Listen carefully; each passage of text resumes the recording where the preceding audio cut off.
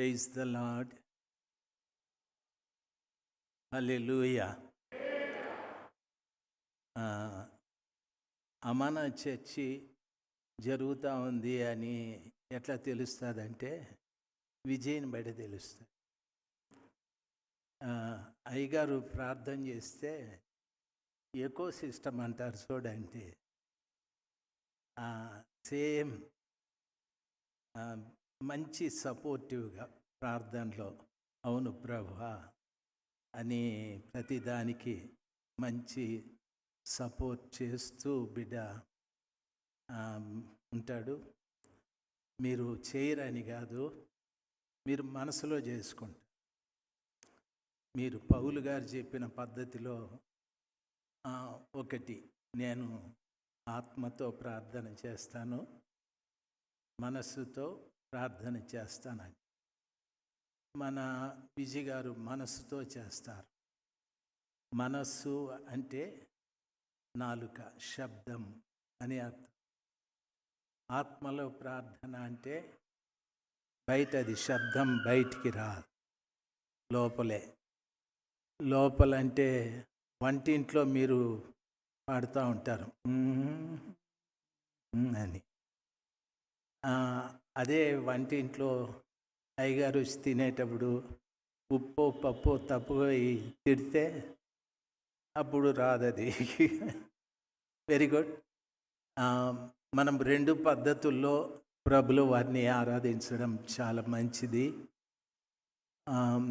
అయ్యగారు నా గురించి చెప్పారు, నేను కూడా అయ్యగారి గురించి చెప్తే బాగోదు, మేమిద్దరూ ఒకరినొకరు పోడుకునే సరిపోతుంది.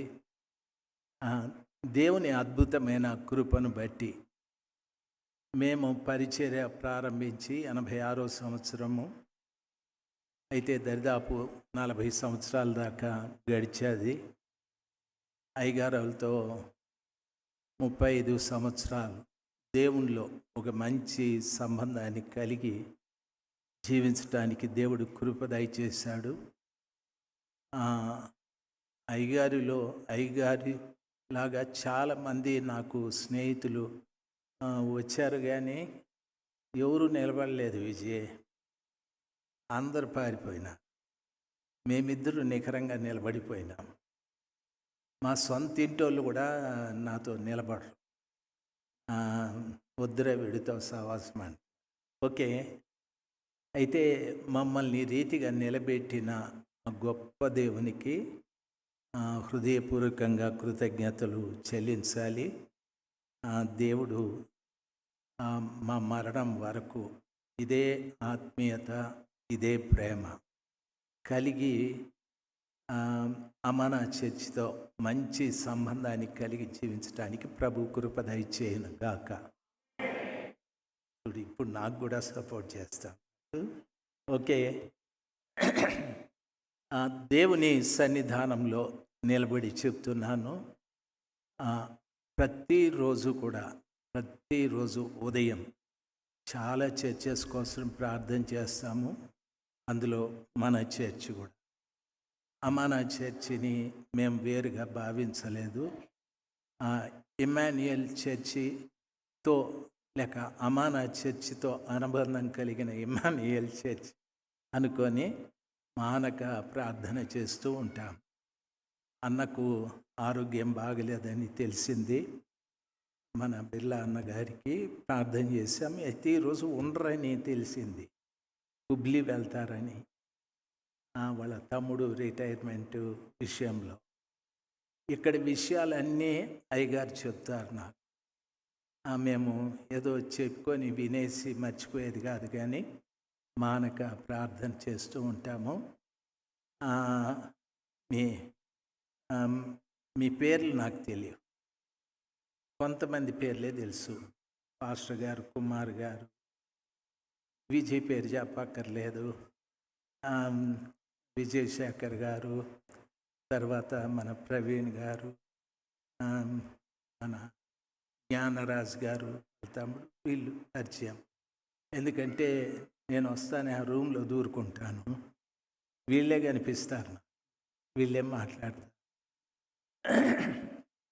తర్వాత పోయేటప్పుడు కూడా ఈ బిడ్డలే కలుస్తూ ఉంటారు. చాలా మంచిది. దేవుని సన్నిధానంలోకి వచ్చిన మీతో చెప్పాల్సిన మాట ఏమంటే, మీరు చేసిన ప్రార్థనలకు ఎన్నో అద్భుతాలు జరిగి ఉంటాయి. అయితే నేను ఇంటి దగ్గర బయలుదేరేటప్పుడు మా అబ్బాయితో చెప్పినాను, మనము చర్చికి అమనా చర్చికి వెళ్ళేటప్పుడు అక్కడ ఒక పెద్ద గొయ్యి ఉంది, మన కారులో పోతే అది కొట్టుకొని ఏదో అయిపోతుంది, ఏదో పెద్ద కారు ఏదన్నా తీసుకొని పోదాం. తీరా ఎక్కడికి వస్తే గొయ్యి పోయింది. అది పెద్ద అద్భుతం. అవునంటారా కాదంటారా? అమానా చర్చ్ అంటే అదే కనిపించేది నాకు.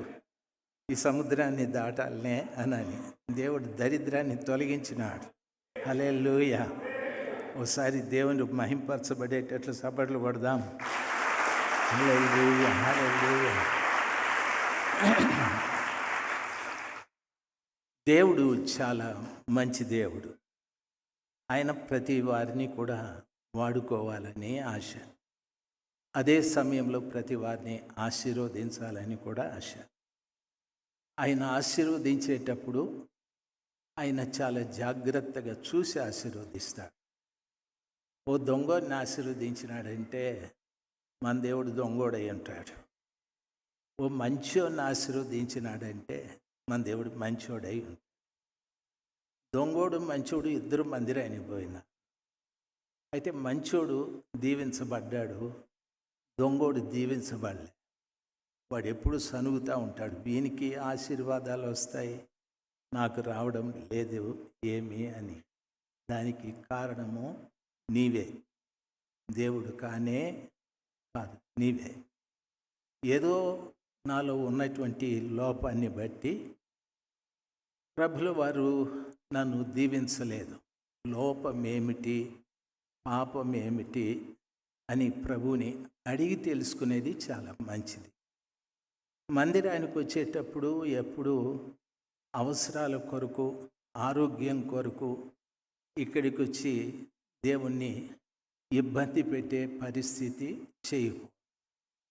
దేవునికి తెలుసు నిన్ను ఎంతకాలం బ్రతికించాలి, నీకు ఆరోగ్యం ఎలాగ ఇవ్వాలి, నిన్ను ఎట్లా ఆశీర్వదించాలి, నీ పిల్లల్ని ఎట్లా ఆశీర్వదించాలి తెలుసు. అయితే ఆయన ఎదుట నమ్మకంగా బ్రతికేది నేర్చుకోవాలి. నమ్మకంగా చెప్పండి. చూడు, నేను దీర్ఘం తీసి చెప్తే మీరు నమ్మకంగా అనేసిన. నమ్మకంగా పెదాలు రెండు గట్టిగా కరుచుకొని మళ్ళీ వదలాలి. చెప్పు విజయ్. అది భార్య దగ్గర నమ్మకంగా ఉంటారో లేదో తెలియదు, కానీ భర్త దగ్గర ఉంటారో లేదో తెలియదు, కానీ దేవుని దగ్గర మాత్రం నమ్మకంగా ఉండాల. అట్లని దేవుడు ఒక అవకాశం ఇచ్చినాడు, భార్య దగ్గర ఉండకపోయినా పర్వాలేదన్నట్టు అని అట్లా చేయకూడదు. నమ్మకం అక్కడి నుండినే స్టార్ట్ అవ్వాలి, మన ఇంట్లో నుండినే నమ్మకం స్టార్ట్ అవ్వాలి. Hallelujah, praise the Lord. Thank you. పరిశుద్ధ గ్రంథమైన బైబిల్లో 2వ దినవృత్తాంతాల గ్రంథము 24వ అధ్యాయం. 2వ దినవృత్తాంతాల గ్రంథము 24వ అధ్యాయం.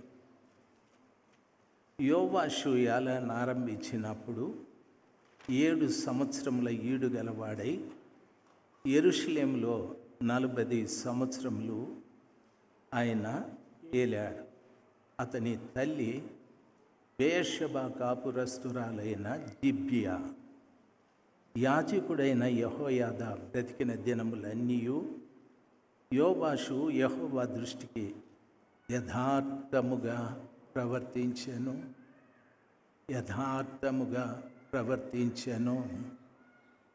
యోవాషు అనేటటువంటి మాటకు యెహోవా నా బలము అని, యోవాషు అనే మాటకు 2వ అర్థం ఏమిటంటే నేనే బలము అని కూడా.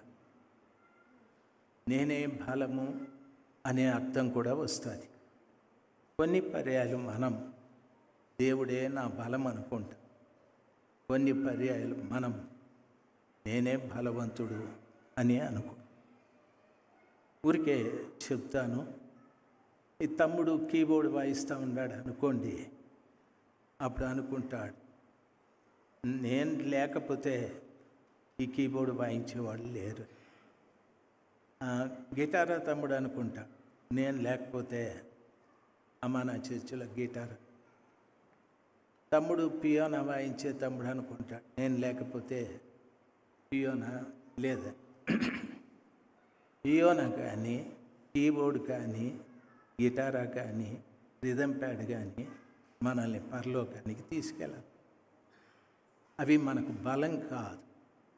అయితే బలవంతుడైన దేవుని మహిమపరచటానికి, బలవంతుడైన దేవుని ఘనపరచటానికి వీటిని మనం ఉపయోగించుకుంటూ ఉన్నాం.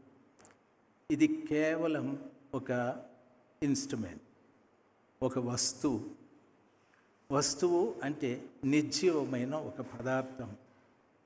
ఈ నిర్జీవమైన పదార్థము ద్వారా జీవము కలిగినటువంటి దేవుని మహిమపరచటానికి దాన్ని మనం ఉపయోగించుకుంటూ ఉన్నాం. రిథం ప్యాడ్ వాయించే తమ్ముడు, కీబోర్డ్ వాయించే తమ్ముడు, గిటారా వాయించే తమ్ముడు ఆలోచించాల్సిన విషయం. మీరు వేరేగా అనుకోవద్దండి. ఇంకా నాకు చెప్పేకి ఆధారాలు ఏమీ లేవు, మీరే దొరికినారు. వద్దంటే నేను మళ్ళీ విజయ్ దగ్గరికి వెళ్ళిపో. మాటికి విజయ్ పేరు చెప్తే ఫేమస్ అయిపో. పాప అప్పుడే నవ్వుకుంటా ఉంది, మా ఓడి ఎంత ఫేమస్ అని. దయచేసి గమనించాల్సింది, నీవు ట్యూన్ చేసి వాయించే ఆ ఇన్స్ట్రుమెంట్ ద్వారా దేవుడు మహిమపరచబడుతున్నాడు. మరి నీ ద్వారా దేవుడు మహిమపరచబడుతున్నాడు అనేది ప్రాముఖ్యమైన ప్రశ్న. దాన్ని ఎవరో చేశారు, దానికి ఒక కంపెనీ ఉంది, ఇక్కడ మనం కొనుక్కున్నాం డబ్బు పెట్టి. నీకున్న నైపుణ్యతతో దాన్ని వాయిస్తూ దేవుని మహిమపరిచావు. అయితే అది దాని ద్వారా దేవుడు మహిమపరచబడుతున్నాడు, నా ద్వారా దేవుడు మహిమపరచబడుతున్నాడా అనేది గమనించాలి. నేను దీన్ని వాయిస్తున్నాను, దేవుడు మహిమపరచబడుతున్నాడు అంటే దానికి అర్థం ఏమిటి అంటే, ఇది నా బలం, నేను వాయించకపోతే ఈ ఇన్స్ట్రుమెంట్ వాయించే వాళ్ళు ఎవరూ లేరు అనని. నీవు అది రెండూ కూడా దేవుని మహిమపరిస్తే అది యెహోవా దేవుని బలం. నీ బలం అనేది వేరు, యెహోవా బలం అనేది వేరు. ఈ మాటలో దేవుని వాక్యం సెలవిస్తుంది. యోవాషు అంటే యెహోవా బలం అని, యోవాషు అంటే నా బలం అని. సంఘంలో ఈ రోజున రెండు రకాల వాళ్ళు జీవిస్తూ ఉన్నారు. యెహోవా బలమును ఆధారం చేసుకొని బ్రతికే వాళ్ళు కొందరు, వాళ్ళ సొంత బలాన్ని ఆధారం చేసుకొని బ్రతికే వాళ్ళు కొందరు. దాన్ని రకరకాలుగా బైబిల్ బోధిస్తారు. బైబిల్లో ప్రభువు చెప్పేటప్పుడు గోధుమలు ఉన్నాయి, గురుగులు కూడా ఉన్నాయి అని చెప్పారు. గోధుమలు గురుగులు ఒకే పొలంలో ఉన్న పంటకాలం వచ్చినప్పుడు గోధుమలు దొల్లగొట్టి నేరుగా అవి కొట్లలోకి వెళ్ళిపోతాయి. గురుగుల్ని దొల్లగొట్టే ప్రసక్తి లేదు, వాటిని కోసి అగ్గిలో పడేస్తారు. ఇవి రెండు ఒకే దగ్గర పెరిగాయి, పక్క పక్కనే పెరిగాయి. దాని అర్థం సంఘంలో యెహోవాయే నా బలం అని బ్రతికే బిడ్డలు కొందరున్నారు, నేనే బలం అని బ్రతికే వాళ్ళు కొందరున్నారు. ఇప్పుడు మీకు అర్థమై ఉంటుంది ఈ బిడ్డల్ని ఎందుకు నేను చెప్పానంటే, నేను లేకపోతే ఈ గిటారా లేదు అంటే తన బలం అని అర్థం. నేను నా గిటారా ఆ మహిమ గల దేవుని మహింపరచాలి అనుకుంటే అది యెహోవా యొక్క బలం. ఇక్కడికి వచ్చిన తరువాత ప్రతి బిడ్డ కూడా యెహోవా సర్వశక్తిమంతుడైన దేవుని బలముతో మనం బ్రతకటానికి నేర్చు. మన బలంతో బ్రతికితే ప్రయోజనం లేదు. ఈ యోవాషు అనేటటువంటి ఆయన చిన్నప్పుడే చనిపోవాల్సింది. ఎందుకంటే వాళ్ళ కుటుంబం అంత భయంకరమైన కుటుంబం. వాస్తవానికి అతని తల్లి, అతని అమ్మమ్మ, వాళ్ళ జేజమ్మ భయంకరులు. ఎంత భయంకరులు అంటే, మీకు యెజబెలు ఎంతమందికి తెలుసు? ఆ మదనపల్లిలో ఎత్తినారు చేయి పైకి. ఒరే నాయన, యాడ చూసినారు ఆమెని? ఓకే, బెంగళూరు వాళ్ళకి అట్లా పరిచయం చేయండి.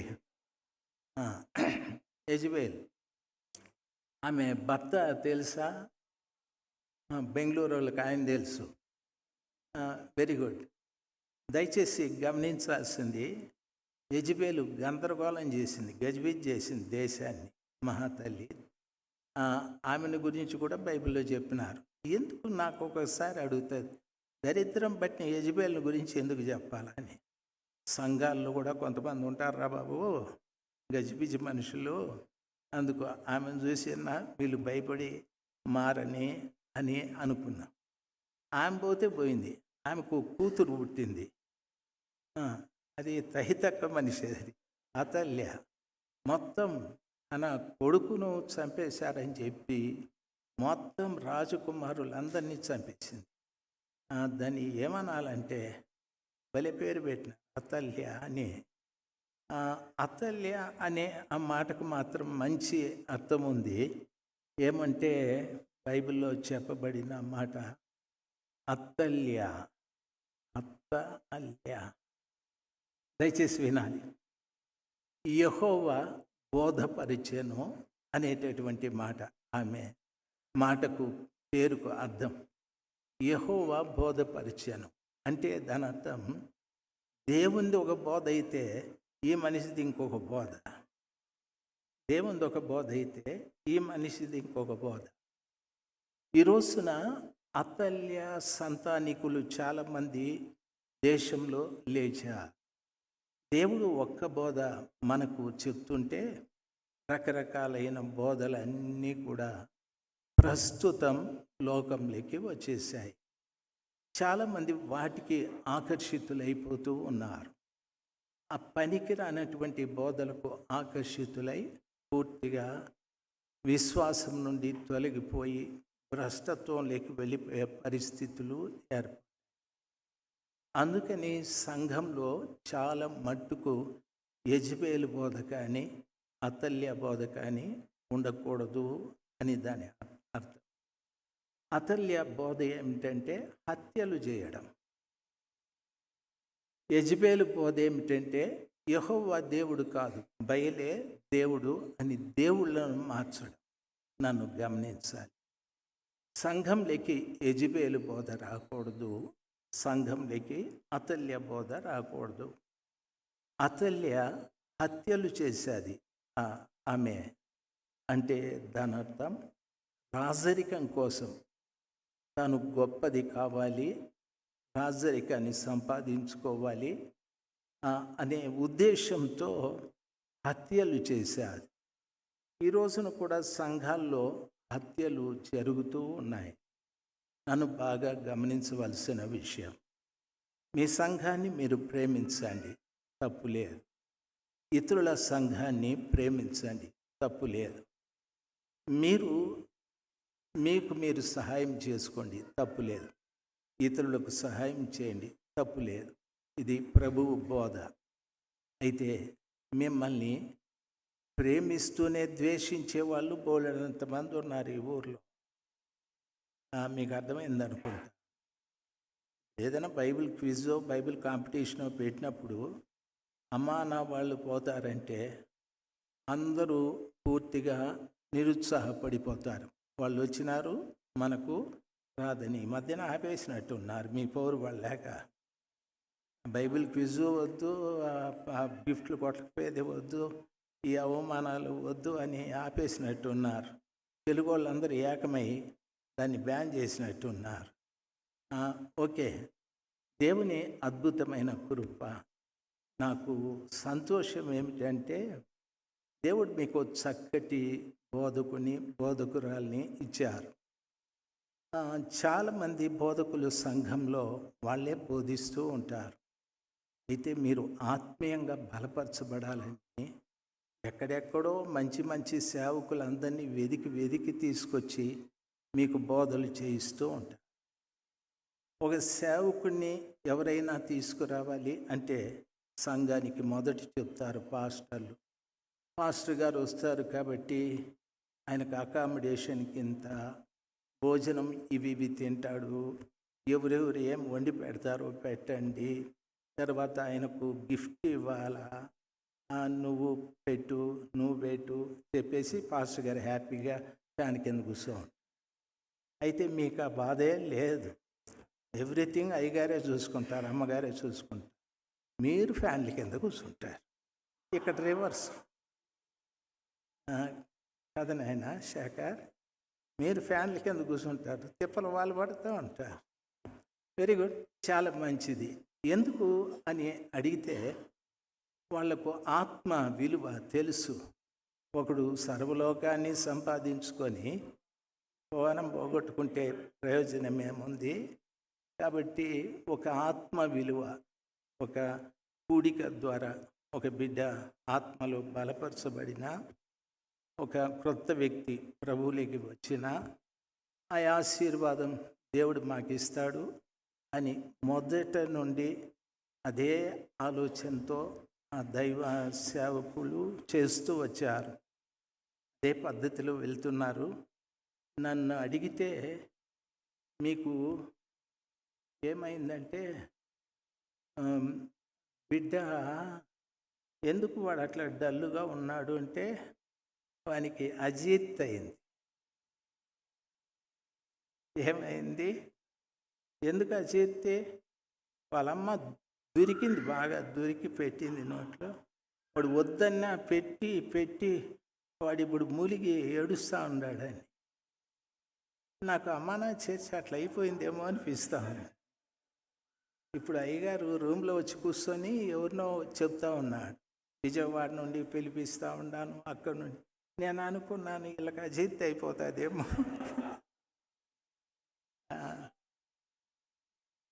అవునంటారా కాదంటారా? అమ్మలకు బాగా తెలుసు, ఏజ్ని బట్టి బిడ్డలకు భోజనాలు పెడతారు. అసలు మీ ఏజ్ ఏమి, మీకు పెట్టే ఫుడ్ ఏంది? మావాడు పని చెప్పినాడు నాకు రూమ్లో. నేను బెల్లంపల్లి ప్రవీణ్ గారి గురించి చెప్తా ఉంటే, నాయన నువ్వు ఉండలేవు, చచ్చిపోతావు, ఆయన మంచి కాస్ట్లీ ఏంది రాసిన పేరు చెప్పరా, నట్స్ దొరికిందిలే, కాస్ట్లీ నట్స్ తింటాడు, మంచి ఫ్రూట్స్ తింటాడు నాని. నేను తింటా, నీవు తినేవి చీప్వి అంటే నీది 4th గ్రేడు, ఆయనది 1st గ్రేడు అని ఏదన్నా తిని గొప్ప దైవసేవ. అవునంటారా కాదండి? బెల్లంపల్లి ప్రవీణ్ గారికి ఎంతమంది ఓటేస్తారు? అయ్యా పాపాత్ములారా, ఒరే నేను పోయిన తర్వాత నాకు కూడా వేయడము ఓటు. కుమార్ నువ్వన్నా వేయి. వెరీ గుడ్, మంచి దైవ సేవకుడు. మనకి ఎవరి గురించి ద్వేషాలు వద్దు, ఎవరిని హెచ్చించేది వద్దు, ఎవరిని తగ్గించేది వద్దు. ఎందుకంటే అందరూ రోజు అక్కడ కలుసుకుంటాం. అయితే మనం ప్రేమ కలిగి ఉండేది చాలా మంచిది. సంఘంలోకి అతల్య బోధ రాకూడదు. అతల్య అంటే ఆమె చంపడమే నేర్చుకునింది. ఈరోజు చాలామంది యోహాను పత్రికలో అంటాడు, నీ సహోదరుని వ్యర్థుడా అని నీవు అన్నట్లయితే అతన్ని నీవు హత్య చేసినట్టే అని అంటాడు. కాబట్టి చాలామంది ఈ రోజున సంఘాలలో ఉన్న విశ్వాసులు, లేకపోతే ఈ సంఘము ఆ సంఘము ఎక్కువగా ఒకరినొకరు వ్యర్థులు, ఒకరినొకరు దూషించుకోవడాలు, ద్వేషించుకోవడాలు ఇలాంటివన్నీ జరుగుతూ ఉంటాయి. దేవుని బిడ్డలు మనం ఎలా ఉండాలంటే, ఇంతగా వాక్యం విని విని మనము పెరుగుతూ పెరుగుతూ వచ్చిన తర్వాత ఒక్కొక్కసారి అంటారు, వాడు పొరపాటు చేసినాడు అంటే వాడికి వయసు ఉంది కానీ ఆ తప్పులు చేస్తూనే ఉన్నాడు వాడు అంటే అంటారు, మెచ్యూరిటీ లేదులే, వయసు ఉంది కానీ మెచ్యూరిటీ లేదని. అట్లా మనము ఆత్మలో ఎదుగుదల చెందుతూ రావాలి. ఆత్మలో ఎదుగుదల చెందితే సహోదరుని ప్రేమించే విషయం కానీ, పొరుగు వారిని ప్రేమించే విషయం కానీ, శత్రువుని ప్రేమించే విషయం కానీ ఇవన్నీ మనకు సులభమవుతా వస్తాయి.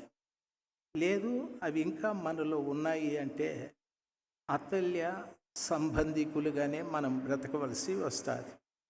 కాబట్టి దేవుని బిడ్డలు గమనించాల్సింది, అతల్య దినములలోనే యోవాషు అనేటటువంటి వ్యక్తిని యాజకుడు యెహోయాదా అనే యాజకుడు అతని రాజుగా అభిషేకించాడు. అతడు దరిదాపు 7 సంవత్సరాల వయసులో రాజుగా అతడు ఏర్పాటు చేయబడ్డాడు. దయచేసి నన్ను గమనించాలి. దేవుని పిల్లలైనటువంటి మనము ఆలోచించవలసిన సమాచారం ఏమిటంటే, ఒక పర్యాయం యేసు ప్రభులు వారిని సొంత రక్షకుడుగా అంగీకరించిన తరువాత మరలా మనము వెనక వైపు వెళ్ళే ఆలోచన ఉండకూడదు. బైబిల్ సెలవిస్తుంది, 7వ సంవత్సరం అతడు యెరూషలేములో ఉంటూ 40 ఏండ్లు అతడు పరిపాలన చేశాడు అని చెప్తాడు. మంచి పరిపాలన. ఆయన గురించి చెప్పిన 2వ మాట ఏమిటంటే, యెహోయాదా అనే ఆ యొక్క యాజకుడు బ్రతికినంత కాలము యోవాషు అనేటటువంటి ఆయన యెహోవా దృష్టికి యథార్థముగా ప్రవర్తించెను అని చెప్పాడు. యెహోవా దృష్టికి యథార్థముగా ప్రవర్తించెను అని నన్ను గమనించాలి.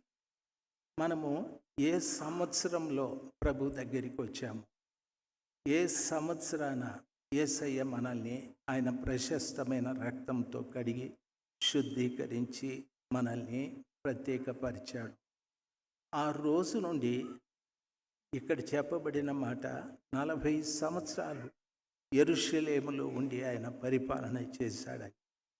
ఆ యెరూషలేము యొక్క అనుభవాన్ని మనము కూడా కలిగి ఉండాలి. యెరూషలేము అనుభవం ఏముంది అని మనం అనొచ్చు. యెరూషలేములో మహా ఉన్నతుడైన దేవునికి ఒక చక్కటి మందిరం ఉంది. ఆ మందిరంలో దేవునికి ప్రతిరూపమైన ఉపకరణాలు ఉన్నాయి. అవన్నీ కూడా మన ఆత్మీయ జీవితానికి దోహదపడేటటువంటివే. బలిపీఠము, అక్కడ పాపక్షమాపణ, గంగాళము, అక్కడ శుద్ధీకరణ, ఆ తరువాత బంగారపు సముఖపు రొట్టెల బల్ల, అక్కడ వాక్యపు అనుభవం, బంగారపు ధూప వేదిక, ప్రార్థన అనుభవం, బంగారపు దీపవృక్షం, పరిశుద్ధాత్మ నింపుదల, తర్వాత అతి పరిశుద్ధ స్థలంలో మందసపు పెట్టె, అక్కడ దేవుని యొక్క దర్శనం. ఈ రీతిగా యేసయ్యని మనము సొంత రక్షకుడుగా అంగీకరించిన తరువాత ఆ కృపగల దేవుని సన్నిధానంలో నా అనుభవం యెరూషలేము అనుభవాన్ని కలిగి మనం జీవించాలి. మనం ఎన్ని రోజులు బ్రతుకుతామో అన్ని రోజులు కూడా యెరూషలేము అనుభవాన్ని కలిగి మనం జీవించాలి. చాలామంది సర్వశక్తిమంతుడైన దేవుని నమ్ముకున్నాను అని చెప్పి ఈ అనుభవం లేకుండా పోతారు. వారు పొందిన పాపక్షమాపణ, వారు పొందిన శుద్ధీకరణ, వాక్యానుసారమైన జీవితము, ప్రార్థన, ఆత్మ నింపుదల, ఇవన్నీ కూడా కొందరు పోగొట్టుకుంటూ ఉంటారు. అవి మన దగ్గర ఉన్న సొమ్ము పోగొట్టుకుంటే కష్టపడి సంపాదించుకోవచ్చు, బంగారు నగ పోగొట్టుకుంటే కష్టపడి సంపాదించుకోవచ్చు, అయితే దేవుడు మనకిచ్చిన వాటిని పోగొట్టుకుంటే తిరిగి సంపాదించుకునేది చాలా కష్టం. నేను చెప్పిన సొమ్ము భూమి మీద దొరికేది, నేను చెప్పిన నగ భూమి మీద దొరికేదే. అయితే నేను చెప్తున్న యెరూషలేము అనుభవం పరలోక సంబంధమైనది. దాన్ని కాపాడుకోవటానికి చాలా జాగ్రత్తలు మనం వహించాలి. ఆ జాగ్రత్తలలో ఒక జాగ్రత్త ఏమిటంటే, యెహోయాదా అనే యాజకుడు ఉన్నంతకాలము అతడు దేవుని ఎదుట యథార్థముగా ప్రవర్తించెను అని అంట. యథార్థత చెప్పండి, అందరూ చెప్పాలి నాయన, యథార్థత. దయచేసి గమనించాలి. నేను రెండో ప్రశ్న అడుగుతాను విజయ్. ఎంతమంది యథార్థవంతులు ఉన్నారు ఇక్కడ? ప్రవీణ్ గారి గురించి అడిగితే ఎవరు ఓటేయలే. పోనీ మీ గురించి అడుగుతాను, ఎంతమంది యథార్థవంతులు ఉన్నారు ఇక్కడ? వీడి ఏమి ఎగ్జామినేషన్ లేదు, మార్కులు లేవు, ఫెయిల్ లేదు, పాసు లేదు. ఎత్తండి, పోతే పోనీ చెయ్యి, ఊరికే అట్లా. ఎందుకంటే నేను దుఃఖంగా పోవాల్సి వస్తుంది. 20 సంవత్సరాల వయసున్న సంఘం ఇది. ఎన్నో కష్టాలు, నష్టాలు, అవమానాలు, నిందలు, ఎన్నో ఇబ్బందులు. ఆకలి తప్పులు లేవు, కానీ ఎన్ని అవమానాలు పడాలనో అన్ని అవమానాలు, ఏడ్పులు ఎన్నెన్నో జరిగినాయి. దైవ సేవకులు నెమ్మదిగా హ్యాపీగా కోటేసుకొని జేబులో చేతులు పెట్టుకొని అనుకుంటారు రాలే. దయచేసి గమనించాలి, చాలా కష్టాలు, కన్నీళ్లతో ఈ పరిచర్య నడుస్తూ వచ్చేది, నేను ఎరుగుదును. దయచేసి ఇటువంటి కష్టంలో మిమ్మల్ని నడిపిస్తూ వచ్చా. నేను అడిగే మాట ఏమిటంటే, ఎంత చదివినారు అడగలే నేను. మీ చదువుతో నాకేం పని? ఆల్రెడీ చదివినారు, ఉద్యోగాలు వచ్చేసినాయి. ఇప్పుడు నేను అడిగితే అది మీనింగ్లెస్ కదా. ఇప్పుడు అడుగుతాడే చదువు అంట. నేను అడిగింది, బైబిల్లో రక్షించబడిన తరువాత యెరూషలేము అనుభవం నువ్వు కాపాడుకోవాలి అంటే యథార్థత చాలా అవసరం. నేను అడుగుతాను ఆడబిడ్డల్ని, మా ఇంటి ఆయన చాలా యథార్థవంతుడు అనే వాళ్ళు చేయి పైకెత్తండి. మా ప్రవీణ్ అన్న భార్య గట్టి కళ్ళు మూసుకొని, బిడ్డ నాయన నేను సత్యాలు చెప్పేస్తా ఉన్నాను, ఇంటికి పోయి క్వశ్చనే ఇది మరలాను. పాప గడ్డం కింద చేపెట్టుకొని ఆలోచిస్తుంది ఏం చెప్పాలని. అమ్మ ఎవరో చేయి పైకి ఎత్తిన. ఎందుకు ఎత్తినారమ్మా? మీ ఆయన యథార్థవంతుడు. ఎవరు సార్?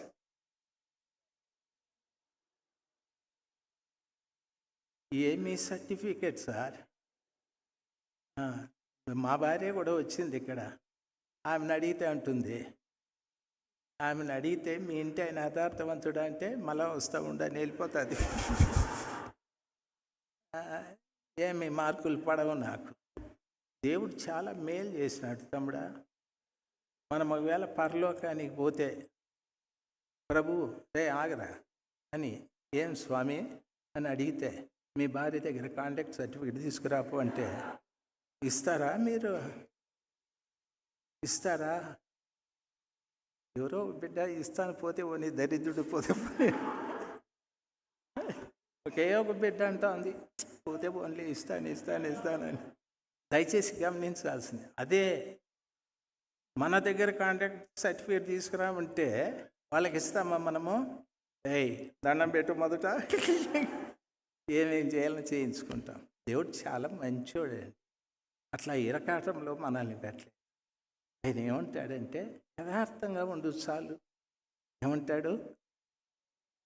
తిరగలే మీకు తమ్ముడు శేఖరు ఏం యథార్థతో నాయన అని అని కూర్చున్నాడు. దయచేసి వినండి, మీ పేర్లు నాకు తెలిసి చాలా పొరపాటు చేసుకున్నారు. అందుకే ఎవరి పేరు తెలియకుండా ఉంటే మంచిది. ఓకే, యథార్థంగా ఉండడం చాలా మంచిది. ఎందుకు? యెరూషలేము అనుభవాన్ని నేను కాపాడుకుంటాను. ఏమి యెరూషలేము అనుభవము? తమ్ముడా వింటా ఉండవు నాయన? బైబిల్ ఉందా నీకు? లేదా? ఉందా? ఫోన్లోనా? దొంగోడ దాంట్లో ఎవరెవరో వస్తారు కదా నాయన. నీకుందేనైనా బైబిల్? చెరువుటి కొనుక్కొని చేసిపోతాను. ఏం బైబిల్ తెచ్చుకోరా. యెరూషలేము అనుభవం నేను కాపాడుకోవాలని మొదట రక్షించబడినప్పుడు అసలు పిఏ సిస్టమ్ అక్కర్లే. విజయ్కి ఏడరిస్తే మార్తల్లి దాకా వినిపించేది. ఓ అమ్మ నా చర్చి జరుగుతూ ఉంది అని అర్థమయ్యేది. ఆ మొదట్లో అరిస్తే మదనపల్లి దాకా వినిపించేది. ఓ చర్చి స్టార్ట్ అయిపోయింది, మనం లేట్ అయినామని వచ్చేసి అంత గట్టి రాను రాను సౌండ్ దగ్గుతూ వచ్చింది. ఎందుకు? యెరూషలేము అనుభవము అవుతా వస్తూ ఉంది. మొదట మీరు ప్రార్థన అన్నప్పుడు, రక్షించబడినప్పుడు ఒక వాళ్ళ మీద నిలబడేవాళ్ళు, అసలు కుర్చీ వంక చూసేవాళ్ళే కాదు. ఇప్పుడు కుర్చీ ఎక్కాల్సి వస్తుంది. ఎందుకు? ఉండే పొట్ట ఎక్కిస్తూ ఉంది పైకి. ఆ పొట్ట ఉండడం వల్ల పైకి ఎక్కిస్తూ ఉంది. దయచేసి గమనించాలి, మీకు అర్థమవటానికి చెప్తాను ఇవన్నీ కూడాను. ఆ మొదటి రోజుల్లో మనకున్నటువంటి భక్తి, భయము, విధేయత, వినయము ఇప్పుడు ఉన్నాయా చెప్పండి?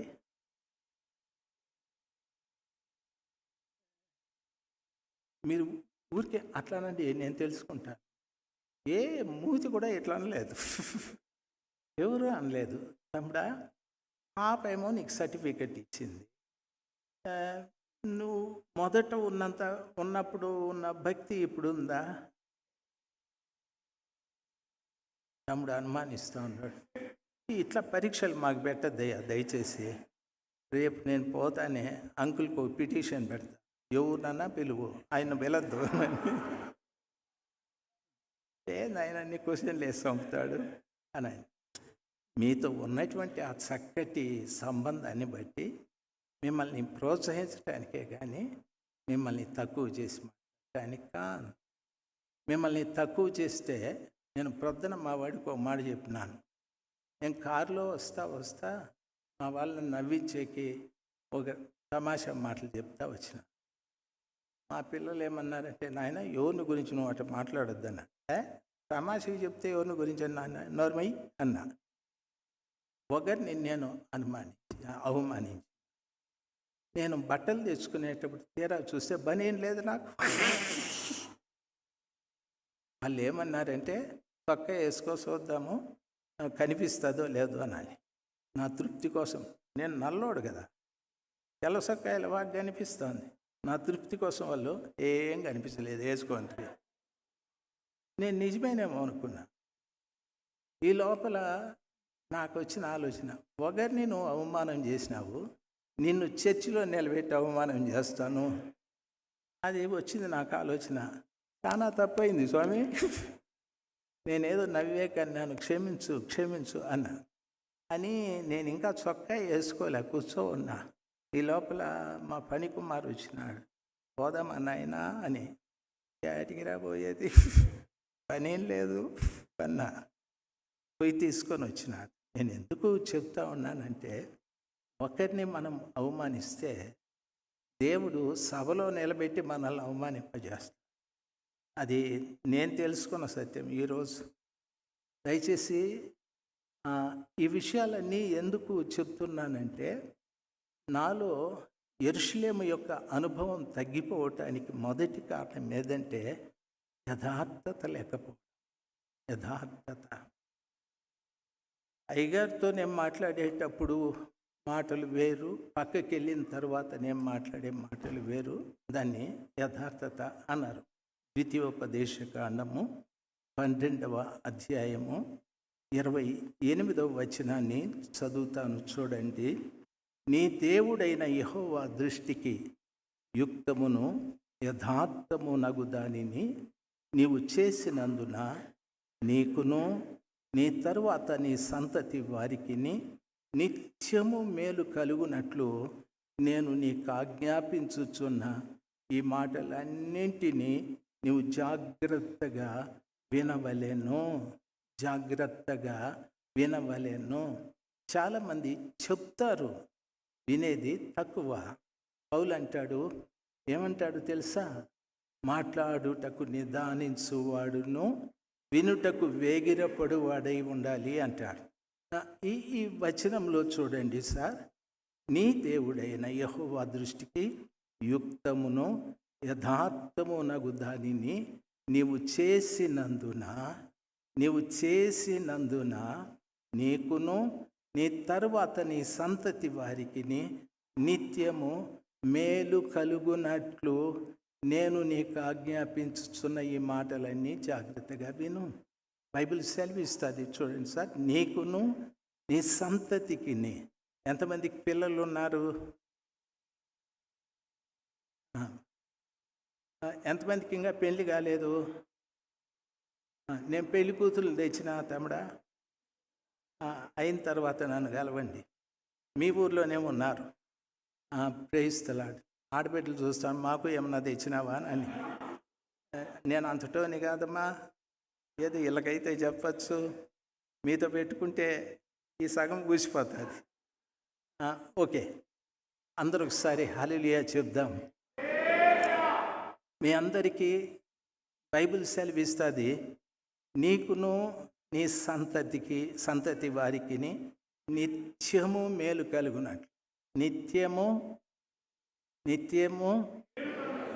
మీరు మాట్లాడడంలే, మేలు వద్దామా? నిత్యము మేలు కలుగునట్లు. బాబు, మీ పిల్లల్ని ఎక్కడ చదివిస్తూ ఉన్నారంటే ఏదో మంచి స్కూల్ చెప్తారు. దాంట్లో ఎల్కేజీకి ఎంత బాబు డొనేషను అంటే 2 లక్షలు అంటాడు. ఊరి నాయను ఫస్ట్ క్లాస్కి 10 లక్షలు అంటాడు, సెకండ్ క్లాస్కి పంప అమ్ముకోవాలా అంటాడు. దయచేసి గమనించాలి, అంత పెద్ద డొనేషన్లు పెట్టి చదివిస్తూ ఉన్నాం. ఎందుకు అంటే నా కొడుకు, నా కూతురు, నా సంతతి ఇల్లుంది, అక్కడ ఎవరికి గడుపుతా ఉన్నావు? నా కొడుక్కి, నా కూతురికి. ప్రభు అంటాడు, నువ్వు యథార్థముగా ప్రవర్తించినట్లయితే నీకును నీ సంతతి వారికి నిత్యము మేలు కలుగును. నిత్యము మేలు కలుగును. నా తర్వాత నా సంతతి గురించి నేను ఆలోచించకపోయినా, నేను దేవుని ఎదుట యథార్థముగా ప్రవర్తిస్తే వాళ్లకు, నా తరువాత నా పిల్లలకి, నా తరువాత మా పిల్లలకి, వారి తర్వాత వారి పిల్లలకు నిత్యము అనే మాట ఎప్పటి నుండి ఎప్పటి వరకు చెప్పండి సార్? విజయ్ గారు చెప్తా ఉన్నారు, ఆది నుండి అంతం వరకు నిత్యము. అంతే కదా, ఎవర్ లాస్టింగ్ అనేనా సార్? అంతే, నిత్యము అంటే దేవుడు మన పిల్లలకు మేలు కలగజేస్తూ పోతూనే ఉంటాడు. ఆయన యథార్థత అనేటటువంటిది నేను కలిగి జీవిస్తే. అమ్మా, ఆడబిడ్డలు మొదట మన ఇంట్లో మన భర్త దగ్గర యథార్థంగా, మగబిడ్డలు ఇంట్లో భార్య దగ్గర యథార్థంగా ఉండడం నేర్చుకోవాలి. అప్పుడు సంఘంలోకి రండి. సంఘంలో కూడా కుటుంబంగా భార్య భర్త ఇద్దరు దేవుని ఎదుట యథార్థంగా బ్రతకండి. నీ సంతతి గురించి నువ్వేమి మేలు చేయాలి అని పెద్ద ఆలోచనలు చేయాల్సిన పని లేదు. సర్వశక్తిమంతుడైన దేవుడు నీ సంతతి మీదికి మేలు పంపుతూ ఉంటాడు. సార్, మీ పిల్లలు ఈ కరోనా వచ్చింది ఎట్లున్నారని? వాడు ఫస్ట్ క్లాస్ ఉన్నారండి, వాడు హ్యాపీగా ఉన్నాడు. సార్, మీ పిల్లలు బాగా చదువుతున్నారు, వాడు ర్యాంక్ స్టూడెంట్ అండి, ఫీజు ఫ్రీ, మేలు. మీ పిల్లలు కోర్స్ అయిపోయింది, జాబ్, వాడు ఎప్పుడో జాబ్లో చేరినాడండి. బైబిల్ సెలవిస్తుంది, దేవుడు ఒక్కరోజు కూడా అబద్ధము చెప్పు దేవుడు కాదు. ఆయన అంటాడు, నీవు యథార్థంగా ప్రవర్తించు, నీ సంతతిని నిత్యము మేలుతో నేను నింపుతా. ఈ మాట ఈ ఉపవాస దినమున మనము గట్టిగా పట్టుకొని, తండ్రి, నా భార్య ఎదుట నేను యథార్థంగా ఉంటాను, నా భర్త ఎదుట యథార్థంగా ఉంటాను, మేమిద్దరము మీ సన్నిధిలోనికి వచ్చి యథార్థంగా జీవిస్తామయ్యా.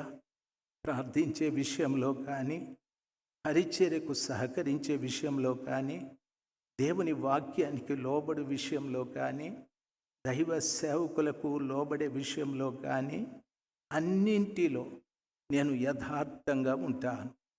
నా సంతతి కొరకు, నా తరువాత నా పిల్లల కొరకు నేను ఎంతో కష్టపడి పని చేస్తున్నాను. ఒక్కొక్కసారి ఓవర్ టైం అంటున్నాను, ఎక్స్ట్రా డ్యూటీలు అంటున్నాను, ఏదేదో చేస్తున్నాను అయ్యా. అయితే మీ దగ్గర యథార్థంగా బ్రతికితే నా సంతతికి మేలు దయచేసే దేవుడని ఈరోజు నేను విన్నాను. కాబట్టి యథార్థంగా బ్రతుకుతాను. మీ మాట నా మీద, నా సంతతి మీద నిత్యము నిలిచి ఉండేటట్లు సహాయం చేయమని ప్రభుల వారిని అడుగుదాం. నా మాట అర్థమైన వాళ్ళు ఒకసారి హల్లెలూయా చెప్దాం. మొదటి సమూయేలు గ్రంథము 29వ అధ్యాయం 6వ వచనాన్ని చదువుదాం. మొదటి సమూయేలు 29వ అధ్యాయం 6వ వచనంలో ఈ రీతిగా చెప్పబడి ఉంది. కాబట్టి ఆకీషు దావీదును పిలిచి, యెహోవా జీవము తోడు, నీవు నిజముగా యథార్థపరుడవై ఉన్నావు. దండులో నీవు నాతో కూడా సంచరించుట నా దృష్టికే అనుకూలమే. నీవు నా యొద్దకు వచ్చిన దినము నుండి నేటి వరకు నీ యందు ఏ దోషము నాకు కనబడలేదు, కానీ సర్దారులు నీ యందు ఇష్టము లేక ఉన్నారు అని చెప్పాడు. ఫిలిస్తీయుల సర్దారులు యుద్ధానికి వెళుతూ ఉన్నారు ఇజ్రాయేలీయులతో. అప్పుడు దావీదు భయపడి ఫిలిస్తీయుల సర్దారులలో ఒక్కడైన ఆకీషు దగ్గర చేరాడు. ఆకీషు దావీదుని చాలా బాగా ప్రేమిస్తూ వచ్చాడు. వాస్తవానికి ఫిలిస్తీయుల సర్దారులు దావీదును చేర్చుకోకూడదు. ఎందుకంటే ఆ ఫిలిస్తీయుడైన గొల్యాతుని చంపింది దావీదే. ఆ రోజున ప్రజలు ఏమన్నారు తెలుసా? సౌలు 1000, దావీదు 10,000 అని పొగిడారు. ఈ దావీదు మీద అందరికీ కోపం ఉంది, కానీ ఆకీషు అతన్ని చేర్చుకున్నాడు. ఇప్పుడు దావీదు కూడా కృతజ్ఞతతో ఈ ఫిలిస్తీయులతో కలిసి ఇశ్రాయేలీయులతో యుద్ధం చేయటానికి వెళ్తూ ఉన్నాడు. ఫిలిస్తీయుల సర్దారులు 5 మంది, అందులో ఆకీషు ఒక్కడు. ఆ 4 అభ్యంతరం చెప్తున్నారు. వెళుతున్నది వాళ్ళ మీదకే యుద్ధానికి. మధ్యలో వీడు అడ్డు తిరిగి మన మీద కత్తి దూస్తే మనం ఏమైపోతాము, అతన్ని తీసుకురావద్దు అని చెప్పారు. ఆకీష్ అంటున్నాడు దావీదుని పిలిచి, యెహోవా జీవము తోడు, నీవు నిజముగా యథార్థపరుడవై ఉన్నావు. దండులో నీవు నాతో కూడా సంచరించుట నా దృష్టికి అనుకూలమే. నీవు నా యొద్దకు వచ్చిన దినము నుండి నేటి వరకు నీ యందు ఏ దోషము నాకు కనబడలేదు. యథార్థతకు మరొక అర్థం ఏమిటంటే, నీ యందు ఏ దోషము నాకు కనబడలేదు. ఆకీష్ అంటాడు, నీవు నా దగ్గరికి వచ్చినప్పటి నుండి ఈ రోజు వరకు నీ యందు నాకు ఏ దోషము కనిపించలే. యథార్థతకు మరొక విషయం, మరొక అర్థం, యేసు ప్రభు దగ్గరికి మనం వచ్చినప్పటి నుండి ఇంతవరకు మనలో ఏ దోషము కనిపించకూడదు. నన్ను గమనించాలి. దేవుని పిల్లలు ఆలోచించాల్సింది, మనము తప్పులు చేసేది, తప్పు క్షమించమని అడిగేది, తప్పు చేసేది, తప్పు క్షమించమని అడిగేది, ఇది మనకు ఆనవాయితీ అయిపోయింది. అయితే యథార్థత అంటే దాని అర్థం, నేనెప్పుడు ప్రభు దగ్గరికి వచ్చానో, ఎప్పుడు ప్రభువు నా పాపములు క్షమించాడో, ఆ రోజు నుండి ఈ రోజు వరకు నా ప్రభువుకి నా యందు ఏ దోషము కనిపించకుండా ఉండుట యథార్థత. దయచేసి గమనించాలి. ఎందుకు ఈ మాట చెప్తున్నానంటే, నా దోషములు, నా అపరాధములు నన్ను పూర్తిగా క్రిందికి తొక్కేస్తాయి. దేవుడు నాకు ఇచ్చేటటువంటి గొప్ప మేలులన్నీ నా దగ్గర నుండి పక్కకు నెట్టివేస్తాయి. ఎంతో మందిని దేవుడు గొప్పగా దీవించాలని ఆశ. నా దోషములు ప్రభు నాకు ఇచ్చేటటువంటి దీవెన్ని ప్రక్కకు తోసేస్తూ ఉన్నాయి. చాలా పర్యాయాలు ప్రభు నాకు ఇది ఇవ్వండి, అది ఇవ్వండి, ఇది చేయండి, అది చేయండి అని అడిగాం. దేవుడు అన్యాయస్తుడు కాదు. ఆయన అంటాడు, అడిగిన వాటిని పొంది ఉన్నాము అని నమ్ముడి, నేను మీకు ఇస్తానని ప్రభు సెలవిచ్చాడు. ఎందుకు ఇవ్వలేదు అంటే దోషములు, నా అతిక్రమాలు, నా పాపాలు. నేను ప్రభు దగ్గరికి వచ్చి, ప్రభా నన్ను క్షమించండి, నేను పాపిని, మీ ప్రశస్తమైన రక్తంతో నన్ను కడిగి శుద్ధీకరించమని ఒక్కసారి చేసిన ప్రార్థనను ప్రభుల వారు జ్ఞాపకం చేసుకొని, నీ సమస్త పాపములు కడిగి శుద్ధీకరించిన దేవుడు 100 సార్లు నాకు ఆరోగ్యం ఇమ్మని అడిగినా ఇవ్వలేదంటే కారణం ఏమిటో తెలుసా? ఆయన దగ్గరికి వచ్చినప్పటి నుండి ఇప్పటి వరకు నిన్ను చూస్తూనే ఉన్నాడు. నీ లోపట దోషం ఉన్నందువలన నీవు అడిగింది దేవుని నీకు ఇవ్వలేకపోతూ ఉన్నాడు. ఒకవేళ ప్రభు ఇచ్చాడంటే సాతానుడు అడ్డు చెప్తాడు, వానిలో దోషముంది, వానికి ఎందుకు ఇచ్చావు అని అడుగుతాడు. ప్రభు ఒకరికి తీర్పు తీర్చువాడు కానీ ఇంకొకరి దగ్గర తీర్పించుకునే వాడు కాదు. కాబట్టి న్యాయవంతుడైన దేవుడు దగ్గరికి వచ్చినప్పటి నుండి నాలో ఏ దోషము కనిపించకూడదు. ప్రభు సన్నిధానంలో మోకరించినప్పుడు అంతా ఒక క్రైస్తవుడు, ఒక రక్షింపబడిన వ్యక్తి చేయవలసిన పని ఏమిటంటే ఆయన పాదాల చెంత కన్నీరు కార్చేది నేర్చుకోవాలి. నేను ఎంత పరిశుద్ధుడు అనేది కాదు, మనము మైల పడుతూనే ఉంటాం. ఆయన పాదాల చెంత కన్నీరు కార్చి, ఈ దోషిని కడగండి ప్రభా, నా పాపాలు కడగండి, ఈ దోషిని కడగమని ప్రభుల వారిని కన్నీళ్లతో అడగాలి. ఎప్పుడు ఆ కార్యం నా జీవితంలో జరుగుతుందో ఆ కృపగల దేవుడు నా సంతతికిచ్చే మేలు లేక నాకిచ్చే మేలు ప్రక్కకు పోనివ్వకుండా ఆయన కాలమందు నాకు సహాయం చేస్తూ వస్తాడు. ఆయన కాలమందు మనల్ని అభివృద్ధి చేస్తూ వస్తాడు. బైబిల్ సెలవిస్తుంది, ఆయన బలిష్టమైన చేతి కింద దేన మనస్కులై ఉండుడి, తగిన కాలమందు ఆయన మిమ్మల్ని హెచ్చిస్తాడంటాడు. హెచ్చించే దేవుడు ఆయన, మనల్ని తగ్గించే దేవుడు. కానీ ఆ మాటలు మీకు అర్థమైతే ఒకసారి గట్టిగా హల్లెలూయా చెప్దాం. హల్లెలూయా. యెషయా గ్రంథము, దయచేసి యెషయా గ్రంథము 44వ అధ్యాయం 22వ వచనం. సార్, యెషయా గ్రంథము 44:22 వచనంలో, మంచు విడిపోవునట్లుగా నేను నీ అతిక్రమములను, మబ్బు తొలగిపోవునట్లుగా నీ పాపములను తుడిచివేసి ఉన్నాను. మంచు విడిపోవటానికి ఎంత టైం పడుతుంది? మబ్బు తొలగిపోవటానికి ఎంత టైం పడుతుంది? మంచు కురుస్తుంది, సూర్యుడు ఉదయిస్తానే, సూర్యకిరణాలు పడుతూనే అవి ఆవిరైపోతాయి. ఇంతవరకు ఈ గడ్డి మీద మంచు బిందువులు ఉండేటివి, ఆకు మీద మంచు బిందువులు ఉండేటివి ఏమయ్యాయి అంటే సూర్యకిరణాలు పడి ఆవిరైపోయాయి. ప్రభు అంటాడు, నీ అతిక్రమాలను నేను అట్లా తుడిచివేస్తాను, మబ్బు తొలగినట్లుగా నీ పాపాలను కూడా నేను తుడిచివేస్తాను. రాత్రిపూట ప్రార్థన జరుగుతూ ఉంది, ఉన్నట్టుండి కరెంటు పోయింది. అప్పుడు ఏమొచ్చేస్తుంది? గది అంతా, చర్చ అంతా మబ్బు వచ్చేస్తుంది. ఓ చిన్న దీపం వెలిగిస్తూనే మబ్బు ప్రక్కకు వెళ్ళిపోతుంది.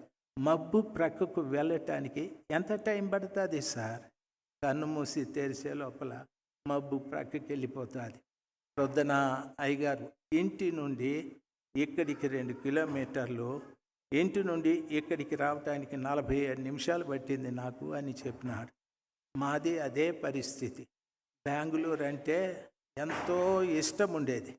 బెంగళూరు అంటే ఇప్పుడు ఎంత ఇష్టతో, ఎందుకో తెలుసా? ప్రతివాడు అడ్డం తోడతాడు, ప్రతివాడు కుయ్య కయ్య నడుస్తాడు. ఎక్కడ పడితే అక్కడ సిగ్నల్లు ఆపేస్తారు. నేను అనుకుని ఈ బెంగళూరు బదులు నెమ్మదిగా కొంపలో ఉంటే మేలు కదా. ఏంది ఈ అన్యాయము అడిగినాను పాస్టర్ గారిని, ఎట్లన్నా మీరు బతుకుతూ ఉండారు ఈడ అంటే, ఏం చేద్దాం బతకాల్సిందే అనండి. మొత్తం కుప్పలు వచ్చి దిగిపోతూ ఉండారు బెంగళూరుకి కదా కదా. మీరు వచ్చిన దినాల్లో ఇంత రద్దీ లేదు కదమ్మా. హ్యాపీగా స్కూటర్లో వచ్చేస్తూ ఉంటారు. దేవుడు కనికరించి కారు ఇచ్చినాడు. ఇప్పుడు అనుకుంటారు ఎందుకు కొంటారే ఈ కారు అని కదా. వాడు ఏడు స్థలము, ఈడు ఎవడు, ముందోడు ఎవడు, వెనకోడు ఎవడు, లేనిపోని తగడాలి. వినండి సార్, మంచు విడిపోవున్నట్లుగా నేను నీ అతిక్రమములను తుడిచివేస్తాను, మబ్బు తొలగిపోవున్నట్లుగా నీ పాపాలను కూడా తుడిచివేస్తాను. నేను నిన్ను విమోచించి ఉన్నాను, నా యొద్దకు మల్లుకొనుము. నేను నిన్ను ఏం చేసి ఉన్నాను? విమోచించి ఉన్నాను. ఎందులో విమోచించారు ప్రభువా అంటే, నీ పాపాల నుండి నేను విమోచించానయ్యా. నీ పాపము ద్వారా నువ్వు నరకానికి వెళ్ళాల్సిందే రాజశేఖర్. నీ అతిక్రమాలు, నీ పాపాలు మంచులాగా, మబ్బులాగా అంతా తుడిచేసేసానయ్యా.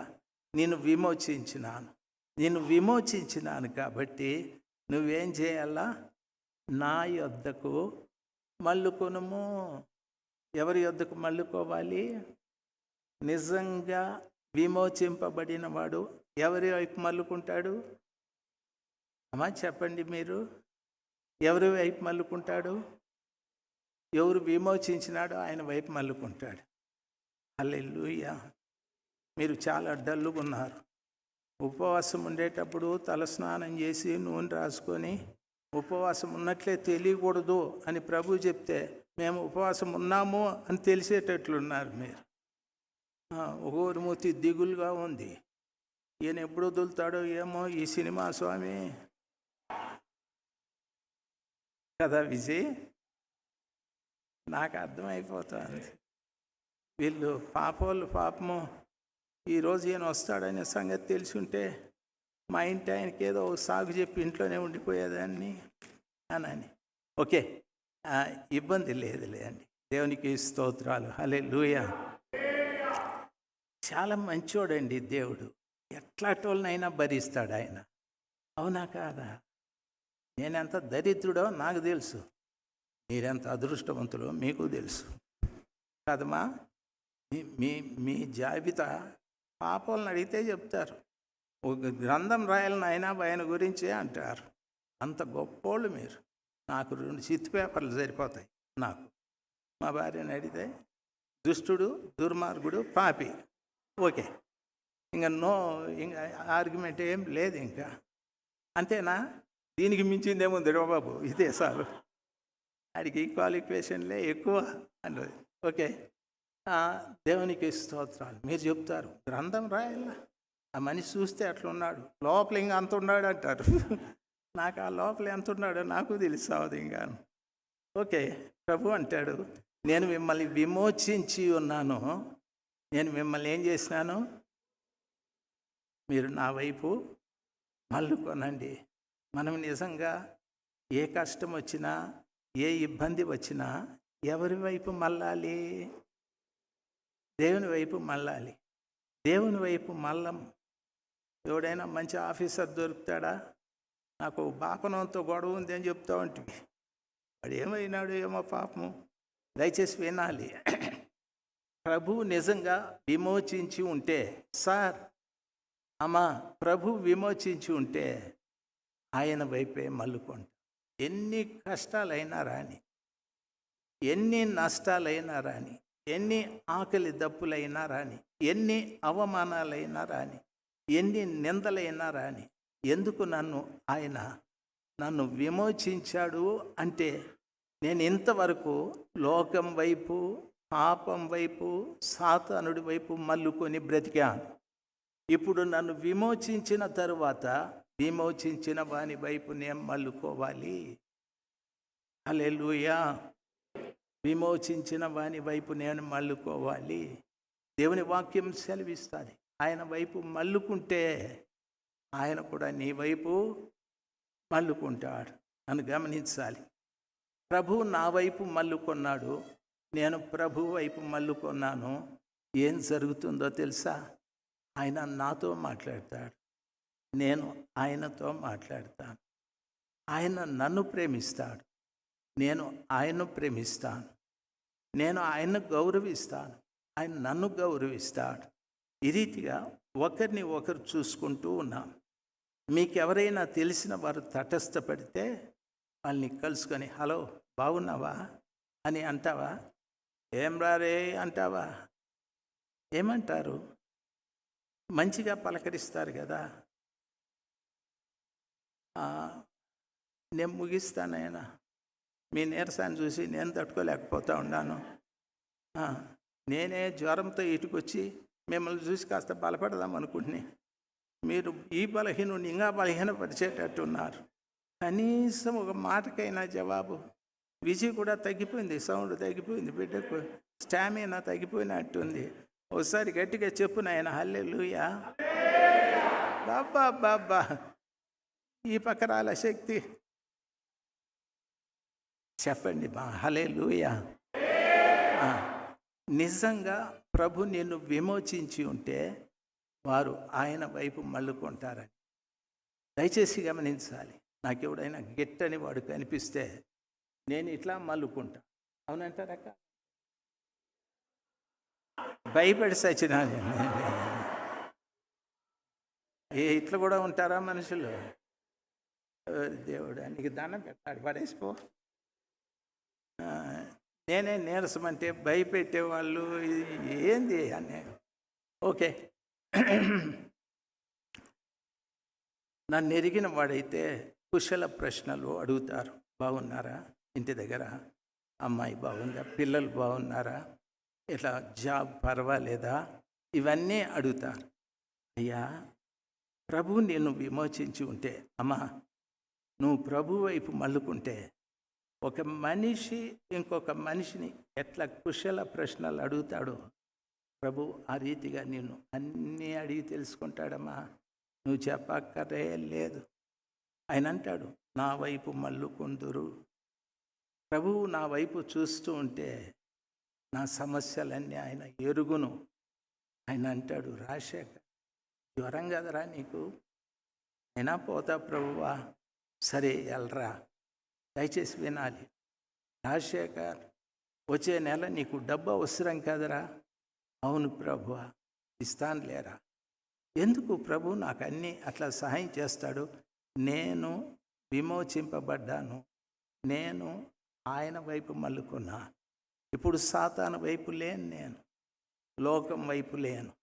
ప్రభు బిడ్డలు మీరు, ఆయన నిన్ను విమోచించి ఉంటే ఆయన వైపు మళ్ళుకోవడానికి నేర్చుకో. ఉదయం లేస్తూనే ఆయన్ని చూడు, ఉదయం లేస్తూనే ఆయనతో మాట్లాడు, ఉదయం లేస్తూనే నీ హృదయంలో ఉన్న బాధంతా ఆయన పాదాల చెంత పెట్టు. దేవుడు చాలా మంచివాడు. ఎంత మంచివాడంటే, ఆయనకు నీకు మధ్యన నీవు పుట్టకముందే నిన్నెరిగిన ఆ దేవుడు, నీ తల్లి గర్భంలో రూపింపబడక మునిపే నీ జీవిత గ్రంథాన్ని రాసిన దేవుడు, ఆయన వైపు మళ్ళుకున్న బిడ్డని చూస్తూ నీ జీవిత గ్రంథాన్ని తన ముందు ఉంచుకొని చెప్తాడు, ఏరా ఈ 18వ తారీఖు నువ్వు ఈ అమ్మానా చర్చికి వెళ్ళే దారిలో గొయ్యుంది అనుకుంటా ఉంటేవి కదా, పూర్తి చేసినాను, పోయి చూడరా. ఎవరికి జీవమే లేదే, మీకు మళ్ళా గొయ్యి అవసరమైనట్టుంది. నేను వెళ్ళిపోయి ఆ రెడ్డిని ఊరినా కలుస్తాను. మా వాళ్ళు సంతోషంగా లేరయ్యా, ఆ బురదలో స్నానం చేసుకొని వస్తే కానీ వాళ్ళకి సంతోషం లేనట్టుంది అని చెప్పేసి వస్తాను. సరేనంటావా? నాయన ప్రవీణ్ మహానుభావుని నాకు అక్కడ చూపెట్టు, పోతా చెప్పేసి వెళ్ళిపోతాం, మళ్ళీ తోడేసేయమని. దయచేసి గమనించాలి, నేను అర్థమయ్యేటట్టు చెప్తా ఉన్నాను. ఆయన వైపు మళ్ళుకుంటే నీ ప్రతి సమస్యని ప్రభుల వారు నీ జీవిత గ్రంథాన్ని ముందు పెట్టుకొని, అమ్మా కుమార్తె ఇదిగో ఈ సంవత్సరం నీకు ఉద్యోగం రావాలని రాసినానమ్మా, నీకు ఇస్తానమ్మా ఉద్యోగము. అమ్మా కుమార్తె ఈ సంవత్సరం నీకు వివాహం కావాలని నేను రాసినానమ్మా, ఇదిగో నీ జీవిత గ్రంథం నా దగ్గర ఉంది. ఆయన నీవు మధ్యలో నీ జీవిత గ్రంథం. హల్లెలూయా. నీవు ఆయన వైపు మల్లుకొనకపోతే ఆయన ఏదో ఇంకొక వైపు మల్లుకుంటాడు. మావాడు మాయమైపోయినాడే, ఏదో ఒక వైపు మల్లుకో ఉంటాడు. ఆయన వెనక భాగాన నువ్వు నిలబడి మాట్లాడితే ఆయన ఏమర్థం చేసుకుంటాడు? ఆయన పార్శ్వపు భాగాన నిలబడి మాట్లాడితే ఏమర్థం చేసుకుంటాడు? నీవు ఇంకా ఆయన వైపు తిరగలేదంటే ఆయన నిన్ను ఇంకా విమోచించలేదు, ఇంకా నీ పాపముల నుండి ప్రభుల వారు విడిపించలేదు. దేవుని బిడ్డలు మీరు, మిమ్మల్ని ఎవరిని ద్వేషించడు ఆయన. దేవుని కుమార్తెలు కుమారులు నా వద్దకు వచ్చు వారిని నేను ఎంత మాత్రము త్రోసివేయనని చెప్పాడు. త్రోసేయడు ఆయన. అయితే ఒక్కటి, నీవు ఆయన వైపు మల్లుకోవడం నేర్చుకో. ఎప్పుడు నీవు ఆయన వైపు మరలుతావో నీ జీవిత గ్రంథాన్ని ముందు పెట్టుకొని ఏ రోజు ఏ సమయం నీకోసం ఏం చేయాలన్నది చెప్పి చేస్తూ వస్తాడు. మీరు ఒక్కొక్కసారి అంటూ ఉంటారు, నాకు ఇది జరుగుతుందని ముందే నాకు తెలిసింది, నాకు అట్లా సిక్స్ సెన్స్ చెప్పింది అంటారు. ఇల్లేదో పెద్ద శాస్త్రజ్ఞుల మాదిరి ప్రభే చెప్పి ఉంటాడు. దయచేసి గమనించాలి, దేవుడు చాలా మంచివాడు. దేవుడు చాలా మంచివాళ్ళు అన్నోళ్ళు అందరు గట్టికి చప్పట్లు కొడదాం. Praise the Lord. హల్లెలూయా. చాలు సార్, దేవుని వాక్యం సెలవిస్తుంది సార్. చూడండి ఒక మాట, మీకా గ్రంథము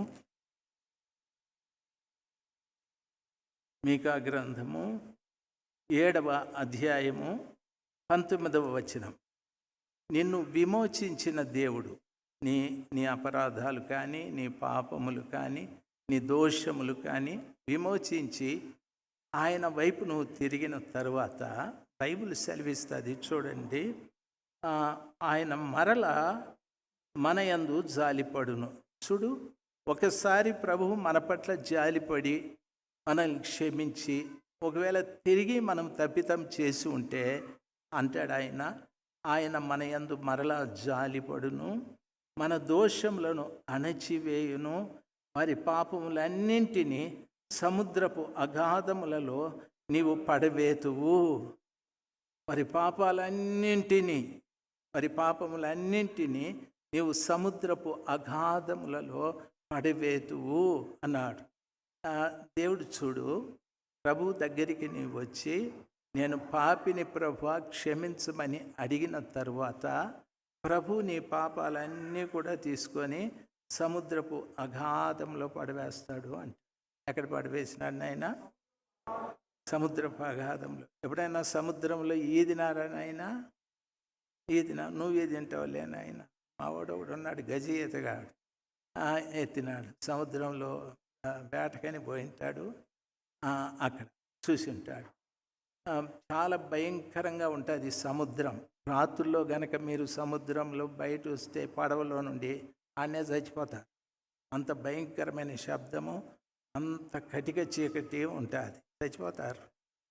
నీకెట్లా తెలుసు అంటే, నేను ఒకసారి తమాషా చూద్దామని వచ్చి నిమిషానికి చచ్చిపోయేవాడిని, పరిగెత్తిన మళ్ళీ లోపలికి. దేవుడు కాపాడినాడు. ఎక్కడ పడేస్తాడు మన పాపాలు? సముద్రపు అగాధం. అగాధం అంటే అర్థం ఏదైనా? అసలు దానికి అడుగు అనేదే లేదు. గ్లాస్కి అడుగు ఉంటుంది, మనం ఏదైనా వేస్తే అడుగును పోయి నిలుస్తుంది. బావికి అడుగు ఉంటుంది, ఎవడన్నా దూకితే అడుగుంటాడు, ఎవడో మునిగి మళ్ళీ పట్టుకొచ్చుకుంటాడు. ఇట్లా ప్రతిదానికి అడుగు ఉంటుంది. సముద్రపు అగాధం అన్నాడు, దానికి అడుగు లేనే లేదు. మన పాపాలన్నీ ఎక్కడ పడేసినాడు? మీ నోటితో చెప్పండి. అట్లా కాదు, నా పాపములన్నీ. ఇప్పుడు చెప్పండి, ఇంకోసారి చెప్పండి. దొంగోడా, నీకు తెలుగు వచ్చినా? Very good. మన పాపాలన్నీ కూడా, నా పాపాలన్నీ కూడా దేవుడు సముద్రపు అగాధంలో పడవేశాడు. ఎప్పుడు పడవేశాడు? ఆయన వైపు తిరిగినప్పుడు బా ఆయన వైపు తిరిగినప్పుడు ఎప్పుడు పడేసాడు రమేష్?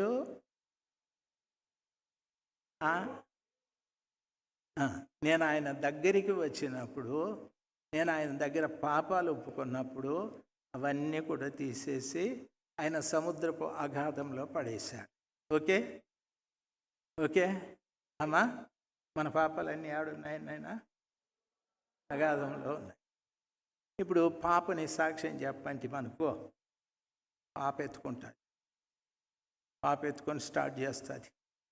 నేను 1947వ సంవత్సరం నేను మారు మనసు పొందిన, నా పాపాలన్నీ కూడా సినిమాలు చూస్తూ ఉంటే, నేను అప్పుడప్పుడు మా నాయన జేబులో డబ్బులు కూడా వేస్తూ ఉంటే, మా అమ్మ డబ్బాలో వేసిన చిల్లర కూడా వేస్తూ ఉంటే, ఇవన్నీ మనం చేసినవే. అవునా? వీళ్ళంతా పరలోకం నుండి దిగి వచ్చినట్టు ఒక్కరు అనలేదు. అంటే వీళ్ళ మౌనము అంగీకారం అనే అర్థం. మనమే ఎంతైనా మేలు, అన్నీ ఓపెన్ అయిపోతాం. వీళ్ళు సీలేసిన పుస్తకాలు, మనదంతా తెరిచిన పుస్తకాలు. కొంచెం ప్రేమగా మాట్లాడితే బాక్ అని అన్నీ చెప్పేస్తాం, నాశనం అయిపోతాం.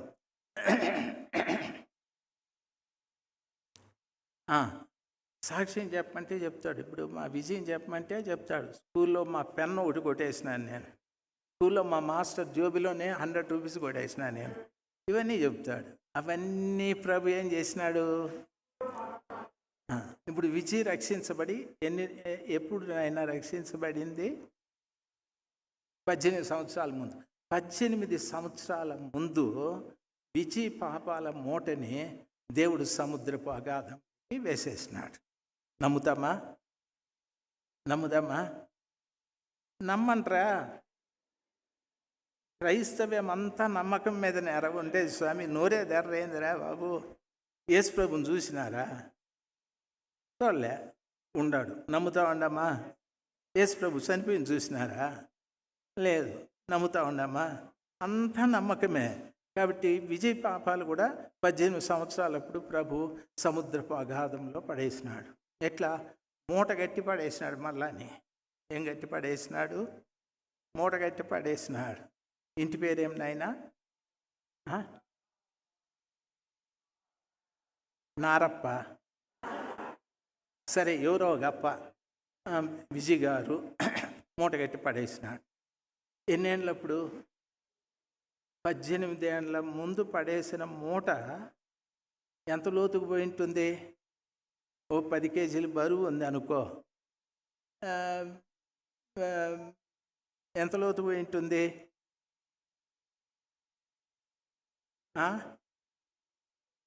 నాయనా బాబు ఏదో అందుకోలేనంత అంటే అస్సలు ఎక్కడో వెళ్ళిపోయింది. ఎక్కడికి వెళ్ళిపోయిందో తెలియదు, పోతా ఉంది. అగాధంలో పడేసింది. కాబట్టి ఇప్పుడు విజయ్ని సాక్ష్యం చెప్పమందాం. చెప్తే ఏం చెప్తాడు తెలుసా? మా టీచర్ జోబులో 100 దొంగిలిచ్చినాను. ప్రభు అంటాడు, రే దాన్ని నేను మూట్లో గట్టి పడేస్తే కదరా, నేను మా భార్య పర్సులు తెలియకుండా కొట్టేసినాను. ఇవన్నీ చెప్తూ ఉంటాడు.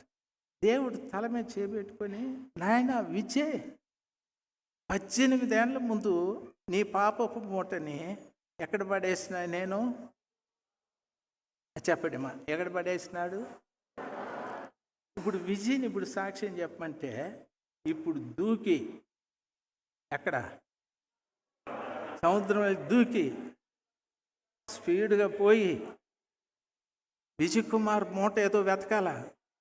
ఆ దారాల మూట ఏదో ఇంటి పేరుతో సహా ఎతికి మూటని ఎత్తుకొని వచ్చి చర్చిలో ఇప్పి ఇవన్నీ చెప్పు. ప్రభేమో నోరు కొట్టుకుంటాడు. నేను మూట ఆడబడేస్తే వీడెప్పుడు తెచ్చుకున్నాడు ఇది? నీకు అర్థమైందా చిన్న? చాలామంది సాక్ష్యం చెప్పండి ఈ దరిద్రం అంతా చెప్తూ ఉంటారు. ఆయనేమో నేను మూట కట్టి సముద్రంలో పడేస్తే కదరా అంటే, ప్రభా నేను గజీతగాన్ని 30 ఏళ్ళకు ముందు పడేసిన మూట కూడా తెచ్చేస్తాను నేను, 40 ఏళ్ళకు ముందు పడేసిన మూట కూడా తెచ్చేస్తాను నేను. చాలామంది దరిద్రం అంతా చెప్తూ ఉంటారు. ఇక్కడికి వచ్చి నేను బాటలు ఎత్తుకున్నానంటే దించనంటే ఆ దరిద్రాన్ని ప్రభు వింటా కూర్చో ఉంటాడా? వింటాడా? చిన్న ఎవడు రైతు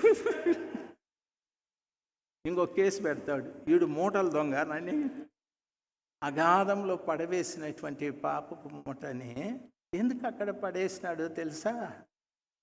ఇది చెప్తాను వినండి సార్. కృతజ్ఞత. Praise God. Thank you Lord. Hallelujah. దేవునికి స్తోత్రాలు. హల్లెలూయా. ఈ 17వ వచనం, 38వ అధ్యాయము 17వ వచనం యెషయా గ్రంథం చూడండి. మిక్కుటమైన ఆయాసము నాకు నెమ్మది కలుగుటకు కారణమాయను. నీ ప్రేమ చేత నా ప్రాణమును నాశనమను గోతిలో నుండి విడిపించితివి. నీ ప్రేమ చేత నాశనమను గోతిలో నుండి నా ప్రాణమును విడిపించితివి. సార్, ఈ మాట బాగా వినండి. దేవుడు లోకాన్ని ఎంతో ప్రేమించాడు అంటాడు కదా. ఆయన ప్రేమ చేత నా ప్రాణమును నాశనమను గోతిలో నుండి విడిపించాడు అని అంటాడు. అంటే నాశనము అంటే 3 కార్యాలు. ఒకటి పాపము, రోగము, పేదరికం.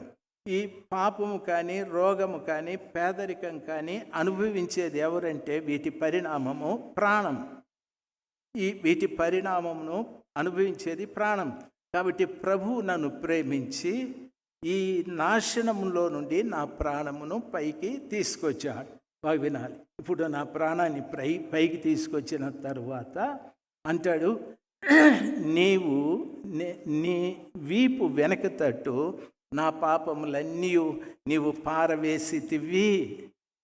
నీ వీపు వెనక తట్టు నా పాపములన్నీ పారవేసితివి.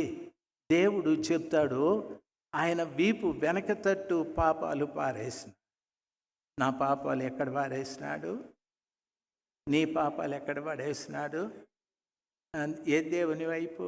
ఏ దేవుని వీపు వెనకల? యేసు ప్రభు వెనకల. ఆయన వీపు వెనకలంటే జస్ట్ ఆయన 6 అడుగులు మనిషా? ఆయన ఏమన్నా 7 అడుగులు మనిషా? ఆయన అంటాడు, ఆకాశము నా సింహాసనము, భూమి నా పాదపీఠం అంటాడు. భూమి విస్తీర్ణం ఎంత? ఏమో ఈ భూమి ఆయన పాదాలకు సరిపోయింది. ఆకాశం ఆయన సింహాసనం అన్నాడు. ఆ వీపు తట్టు అన్నాడు, వెనకల పడేసుకున్నాడు. ఇప్పుడు వీపు వెనకల ఏముంది? ఆకాశమా? ఆకాశాన్ని సింహాసనంగా చేసుకొని కూర్చున్నాడు. వీపు వెనకలేముంది? ఓకే, నేను కారులో వచ్చేటప్పుడు మా వాళ్ళని అడిగిన, రే మన ముందేముంది అంటే మా వాళ్ళు చెప్పినారు దారి ఉంది అన్నారు. దారి కాక ఇంకేముంటుందిరా? మన ముందు బెంగళూరు ఉంది, మన వెనకలేముందో చెప్పండి అని కదా. మా వాళ్ళు ఏదేదో చెప్తారు. ఓకే, ఇప్పుడు ప్రభువు ముందేముందంటే పరలోకం ఉంది, వెనకలేముంది? పాతాళం ఉంది. అమ్మా మీరు తెలియపర్లు, ఏముంది వెనకల? అందులో పడేసినాడు ప్రభు మన పాపాలన్నీ. ఎక్కడ పడేసినాడు? మీరు చెప్పాలా, ధైర్యంగా చెప్పాలా. పొరపాటుని ఈ మధ్యన ఎప్పుడన్నా పోయి మూట ఎతకచ్చుకున్నారా? లేదు కదా. చూడండి, అగాధంలో పడవేసి తిని నా వెనుక తట్టు పడేసి తిని పాతాళంలో పడేసినాను అంటాడు. ఎందుకు పాతాళంలో పడేస్తావు ప్రభువా? ఎందుకు అగాధంలో పడవేస్తావు అని అడుగుదాం. పాతాళంలో ఎవరున్నారు చిన్న విజయ్? పడిపోయిన దేవదూతలు సాతాను ఉన్నారు పాతాళంలో. నీ పాపాలన్నీ తీసి పాతాళంలోకి వేస్తే వాళ్ళు చదువుకుంటారు. మదనపల్లి రాజశేఖర్ మూట వచ్చిందిరా, వాళ్ళు చదువుకుంటారు. వైజాగ్ ప్రవీణ్ మూట వచ్చిందిరా,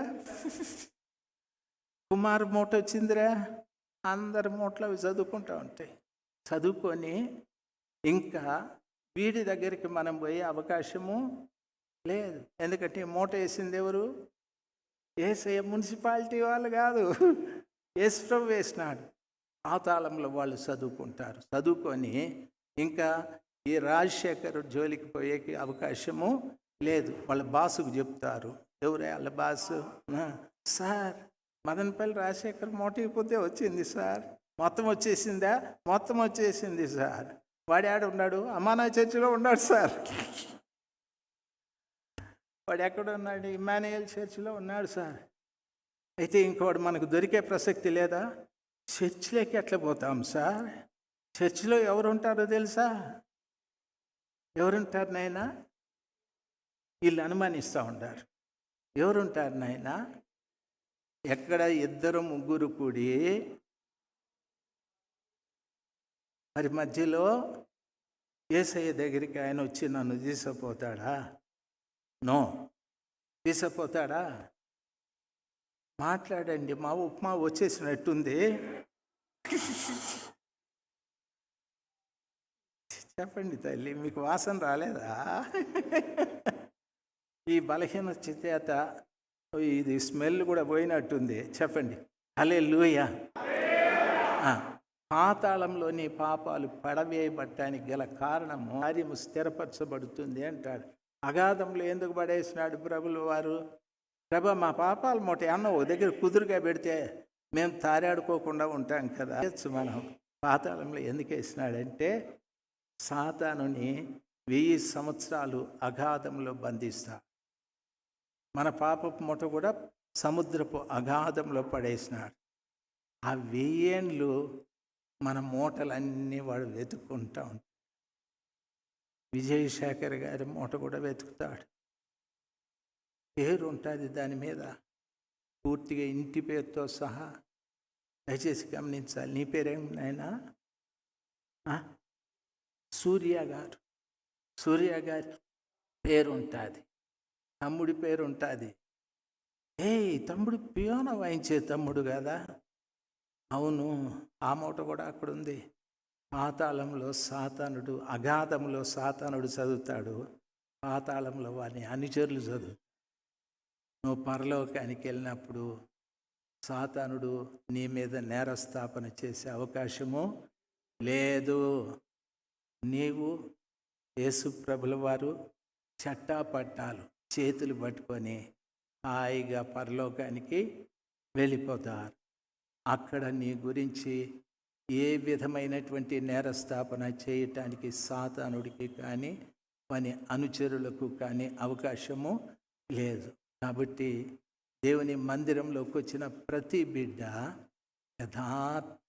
యథార్థవంతులముగా మనము జీవించినట్లయితే ప్రభుల వారు నీ సంతతికి మేలు చేయును, నీ సంతతికి మేలు చేయును. యథార్థంగా ప్రవర్తించడం అనగా ఆయన నా వద్దకు వచ్చినప్పటి నుండి అతని యందు ఏ దోషము కనిపించలేదు. నా దోషములు, నా పాపాలు, నా అపరాధాలు ప్రభు అగాధంలో పడేశాడు. అవన్నీ కూడా ఆయన వీపు వెనకల పడేశాడు. వెనకల పాతాళంలో దయ్యాల గుంపులు చదువుకుంటూ ఉన్నాయి. మన పాత చట్టాలన్నీ ఎవరు చదువుతూ ఉండారు? అమ్మా, ఎవరు చదువుతూ ఉండారు? సైతాను దూతలు చదువుకుంటూ ఉన్నాయి. మీరు చదువుతూ ఉంటారు కదా ముందు నవల, ఆంధ్రపత్రిక, ఆంధ్రజ్యోతి, ఈనాడు ఏదో చదువుతూ ఉంటాయి. వానికి అవి న్యూస్. వాళ్ళకు ప్రతిరోజు న్యూస్ కొత్త పెడతా ఉంటాయి. కొత్త వాళ్ళు ప్రభు దగ్గర పడుతూ ఉంటాయి. పాతాళంలో వాళ్ళు అవి చదువుకుంటూ ఉంటారు. అగాధంలో వీడు చదువుకుంటూ పాపం ఏం గతి వచ్చి పడిందో వాడికి లేదా.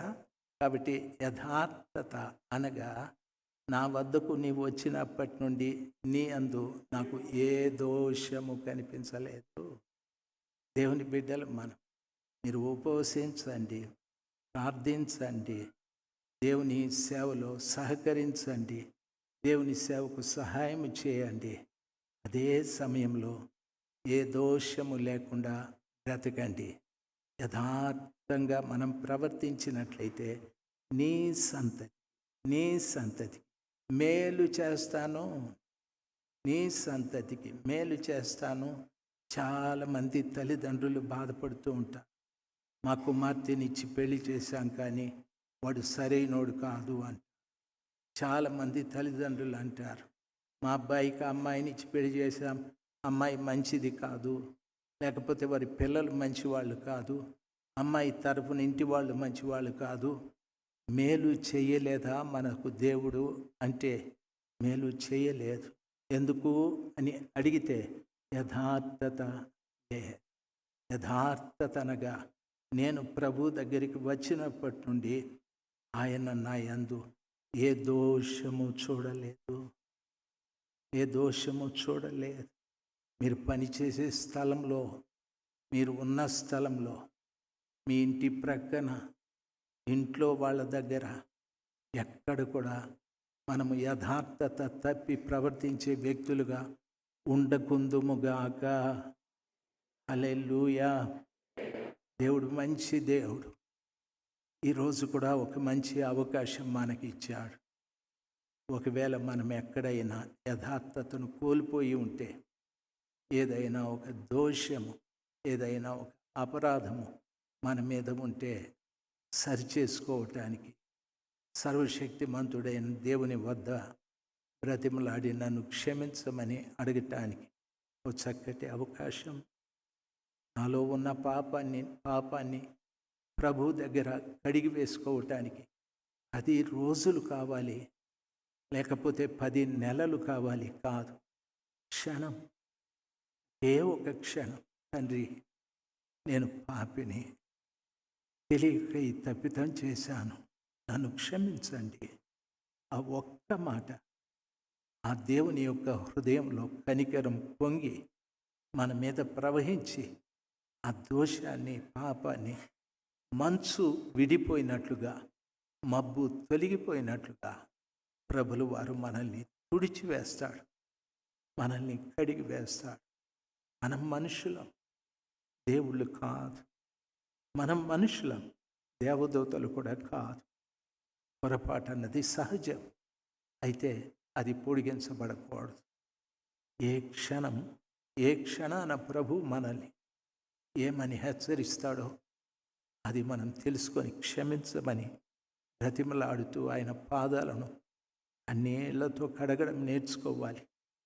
ఎందుకు ఆ తల్లి అన్నేళ్లతో ఆయన పాదాలని కడిగింది అని ఎందుకు గ్రంథస్థం చేయబడింది? తల వెంట్రుకలతో తుడిచింది అని ఎందుకు చెప్పాలి? ఆయన పాదాలు ముద్దు పెట్టుకున్నది అని ఎందుకు చెప్పాలి?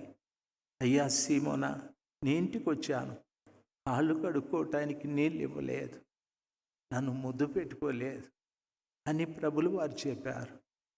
ఆ తల్లి చేస్తూ ఉంది, ఆమెనేమో నువ్వు వ్యభిచారంటున్నావు అని అన్నాడు. ఆ తల్లి ఆ రీతిగా కన్నీళ్లతో కడగటానికి గల కారణం ఏమిటి అంటే, దాని అర్థం, తండ్రి, నేను నీ పాదాలకున్నంత పరిశుద్ధత నా జీవితంలో లేదయ్యా, నన్ను కనికరించండి. ఈ కళ్ళతోనే ఎన్నో తప్పితాలు చూశాను, తప్పితాలు చేశాను. ఈ కళ్ళలో ఉన్న కల్మషం అంతా కూడా నీ పాదాల మీద కార్చేస్తున్నానయ్యా. ఎన్ని కల్మషాలు, ఎన్ని తప్పులు. ఆమె తల వెంట్రుకలతో తుడిచిందంటే నీ తల వెంట్రుకలు లెక్కింపబడ్డాయని చెప్పిన దేవుడు, మన తల వెంట్రుకల కంటే ఎక్కువ పాపాలు మనలో ఉన్నాయి, వాటిని అన్నిటినీ తుడిచివేయి ప్రభువా, నీ పాదాలకున్న ఆ పరిశుద్ధత నాకు దయచేయమని ముద్దు పెట్టుకుంటూ ఉంది.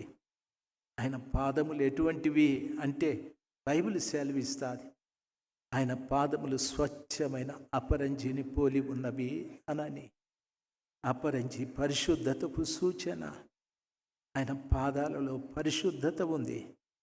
ఆ పెదవులతో ఆ తల్లి తాకుతూ ఉంది, నా మాటలు ఇంకా పరిశుద్ధంగా ఉండాలి, నా ఆలోచనలు ఇంకా పరిశుద్ధంగా ఉండాలి, నా చూపులు ఇంకా పరిశుద్ధంగా ఉండాలి.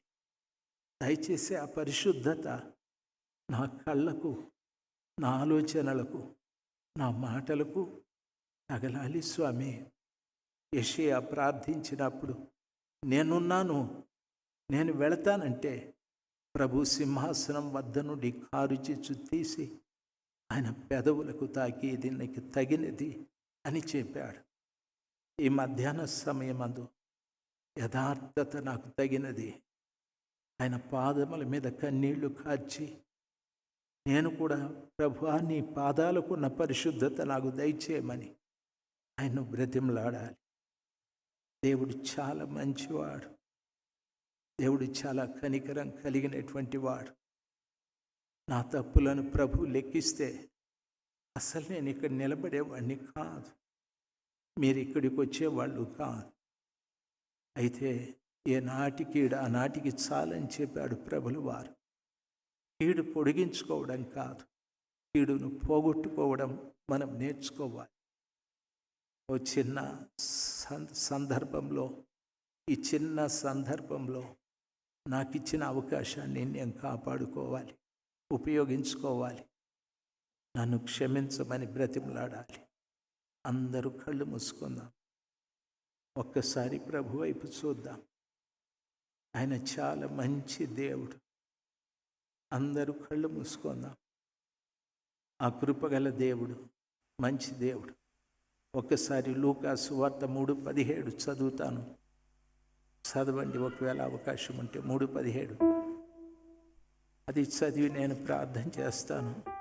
మీరు కూడా ఆయన చేట ఆయన చేతిలోనున్నది, ఆయన తన కళ్ళమును బాగుగా శుభ్రము చేసి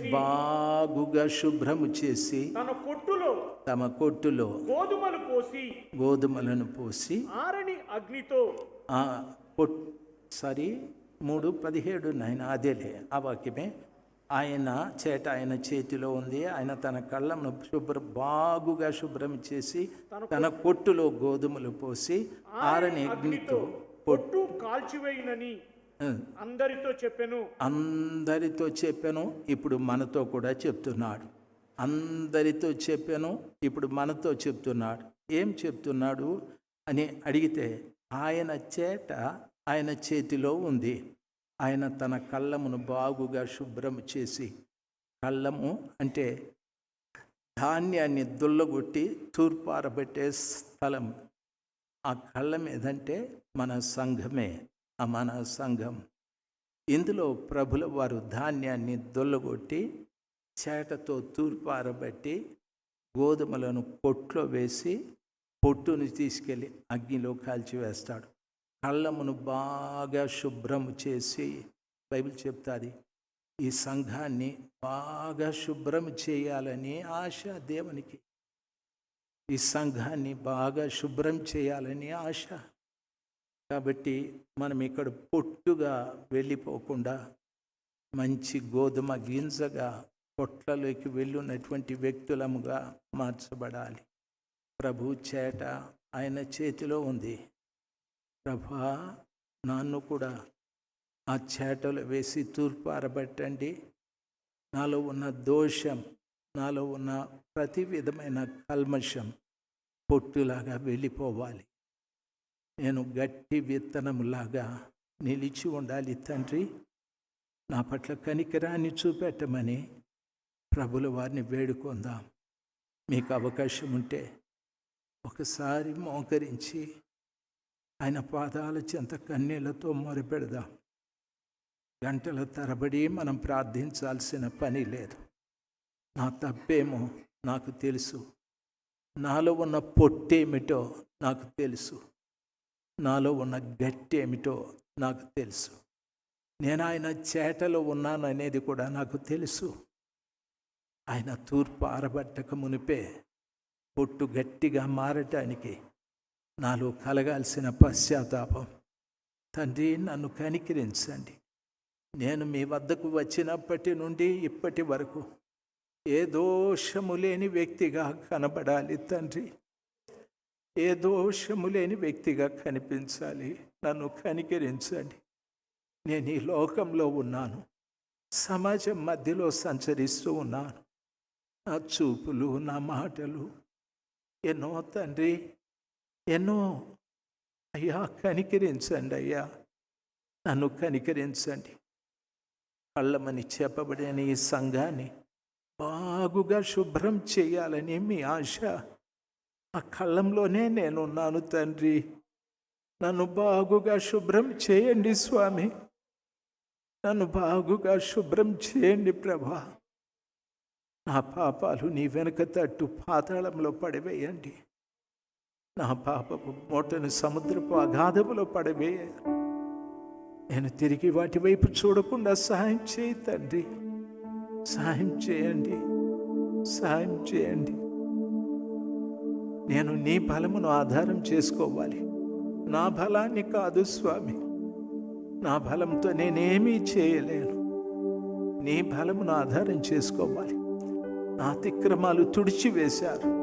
నేను నీ వైపు మల్లుకోవాలి స్వామి. నేను నీ వైపు మల్లుకోవాలి, మీరు నా వైపు మల్లుకోవాలి. నా జీవిత గ్రంథాన్ని మన మధ్యన ఉంచి నా కొరకు మీరు ఏమేమి చేయాలనుకుంటున్నారో అవన్నీ ఆ దినం, ఆ సమయం దయచేసి చేయండి ప్రభువా. ఎవరి దగ్గరికి వెళ్ళగలను స్వామి? నేను ఎవరున్నారు ప్రభువా? నాకు మీరు తప్ప ఎవరు లేరయ్యా. నేను మీ వైపే మల్లుకున్నాను స్వామి. నా ఇరుకులో, ఇబ్బందుల్లో, కష్టాల్లో, నష్టాల్లో అన్ని సమయాలలో నీ వైపే మల్లుకున్నాను యేసయ్యా. కనికరించి యేసయ్యా, కనికరించి యేసయ్యా, కనికరించి యేసయ్యా, కనికరించండి. ఆశ్చర్యకరమైన తండ్రి, ఒక సంవత్సరం పూర్తి చేసుకొని మరో సంవత్సరంలోకి బిడ్డలు వెలుటకు కృప దయచేశారు. 20 సంవత్సరాలు నీ దక్షిణ హస్తపు నీడలో బిడ్డల్ని భద్రపరిచి నడిపిస్తూ వచ్చారు. ఇక్కడ నుండి బిడ్డలు తరబీదు పొంది ఎన్నో దేశాలకు వెళ్ళారు స్వామి. ఇంకనూ అనేక మంది క్రొత్త వారిని మీరు తీసుకొని వస్తూ ఉన్నారు. అందుకు స్తోత్రాలు. ఈ కళ్ళము బాగుగా శుభ్రం చేయాలని మీ ఆశ. ఇందులో ఉన్న ప్రతి బిడ్డని ఓ గట్టి విత్తనంలాగా చేయి తండ్రి. పొట్లలో భద్రం చేసుకునే రీతిగా, పొట్టులాగా కాదు ప్రభువా. కనికరించండి. బిడ్డల కొరకు మీరు చేసిన అనేకమైన మేళ్ల కొరకు స్తోత్రాలు. వారి సంతతికి కూడా మేలు చేస్తామని చెప్పారు స్వామి. మీరు మాట తప్పే దేవుడు కాదయ్యా. మా సంతతికి కూడా మేలు చేసే దేవుడు మీరు. మంచి దేవా, నీకు స్తోత్రాలు. నీ ఎదుట యథార్థంగా బ్రతకటానికి సాయం చేయి. యథార్థంగా బ్రతుకుటకు సాయం చేయి. మీరు మమ్మల్ని చూసినప్పుడు ఏ దోషము మా ఎందుకు కనపడకుండా సాయం చేయి. సాయం చేయి తండ్రి. Hallelujah, hallelujah. Praise the Lord. Thank you Jesus. ప్రార్థిస్తాం.